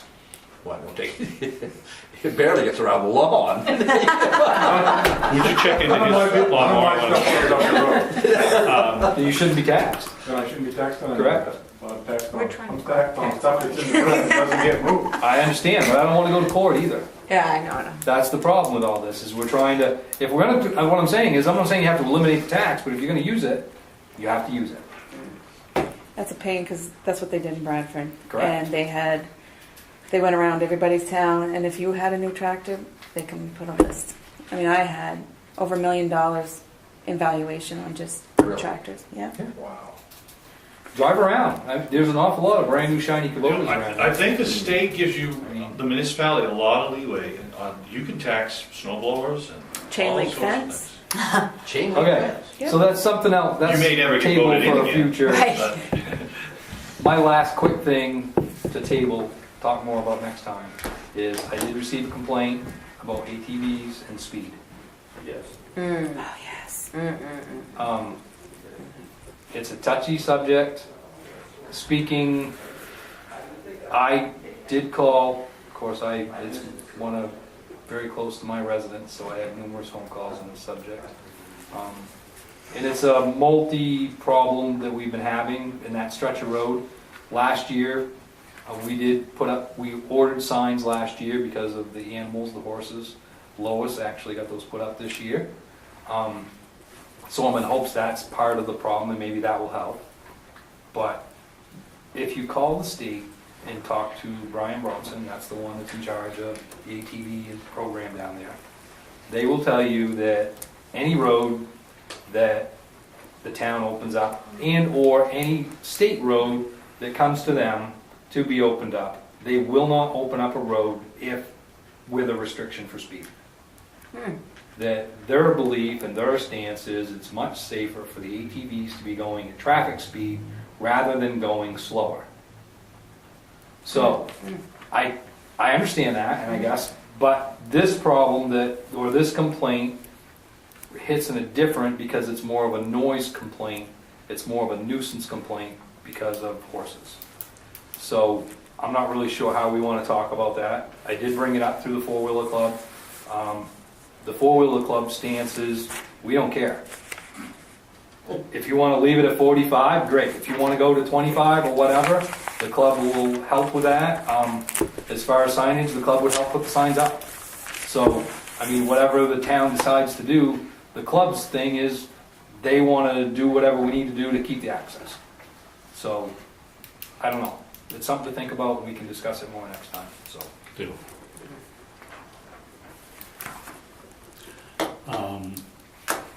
We can skip 10 and does anybody, I don't have any concerns. Oh, you just addressed them under Okay, additional alright. agenda. So, anything else?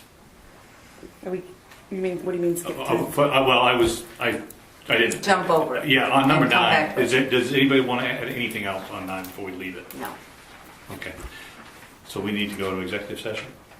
And that's the last thing. Okay. So we need to, And it's quick. This will be I quick? promise. Oh, that's fine.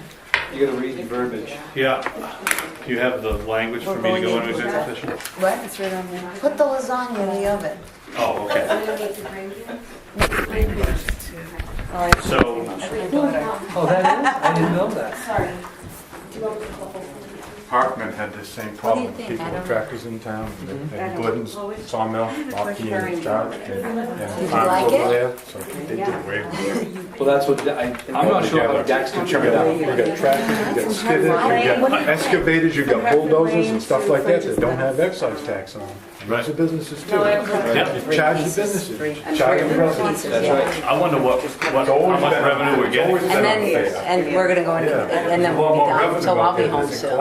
Okay, oh, I'm sorry. Yeah. That's gonna be another conversation. Oh, stuff sitting around town. We find out there's a lot of buildings out there too that people Go don't know about. past the farm, Newt's. Yeah, you're gonna go past Newt's farm, Okay. and then you got that really bad piece of road right there, right after the All farm. right. Yeah, Okay. and then right after that, there's a dirt road to your right. That's Hartford. Thank you. Mike Hartford passed away, that's where he lived, was up in there. All right, so our road where I Yeah, live, of course. there's nothing. Not to, it's gonna come from there, we're talking, basically, it's gonna bring it up over the hill past. So to get from Newt's to you, honestly, would be next year's conversation. Okay. Or, depending on how we make out on that section, then maybe we'll have to talk about something different about that road. Is this about that Grant Road? Mhm. This one? Mhm. Okay, thank you. Welcome. Thank you. You're welcome. We're going to go into an executive session. It is 6:40. 7:40. We're way over. 7:40. We're way over the 2 No hours. wonder I'm tired. Under Maine Revised Statute 405-6F. I need a motion. Oh, I'll make a motion. Second? All in favor?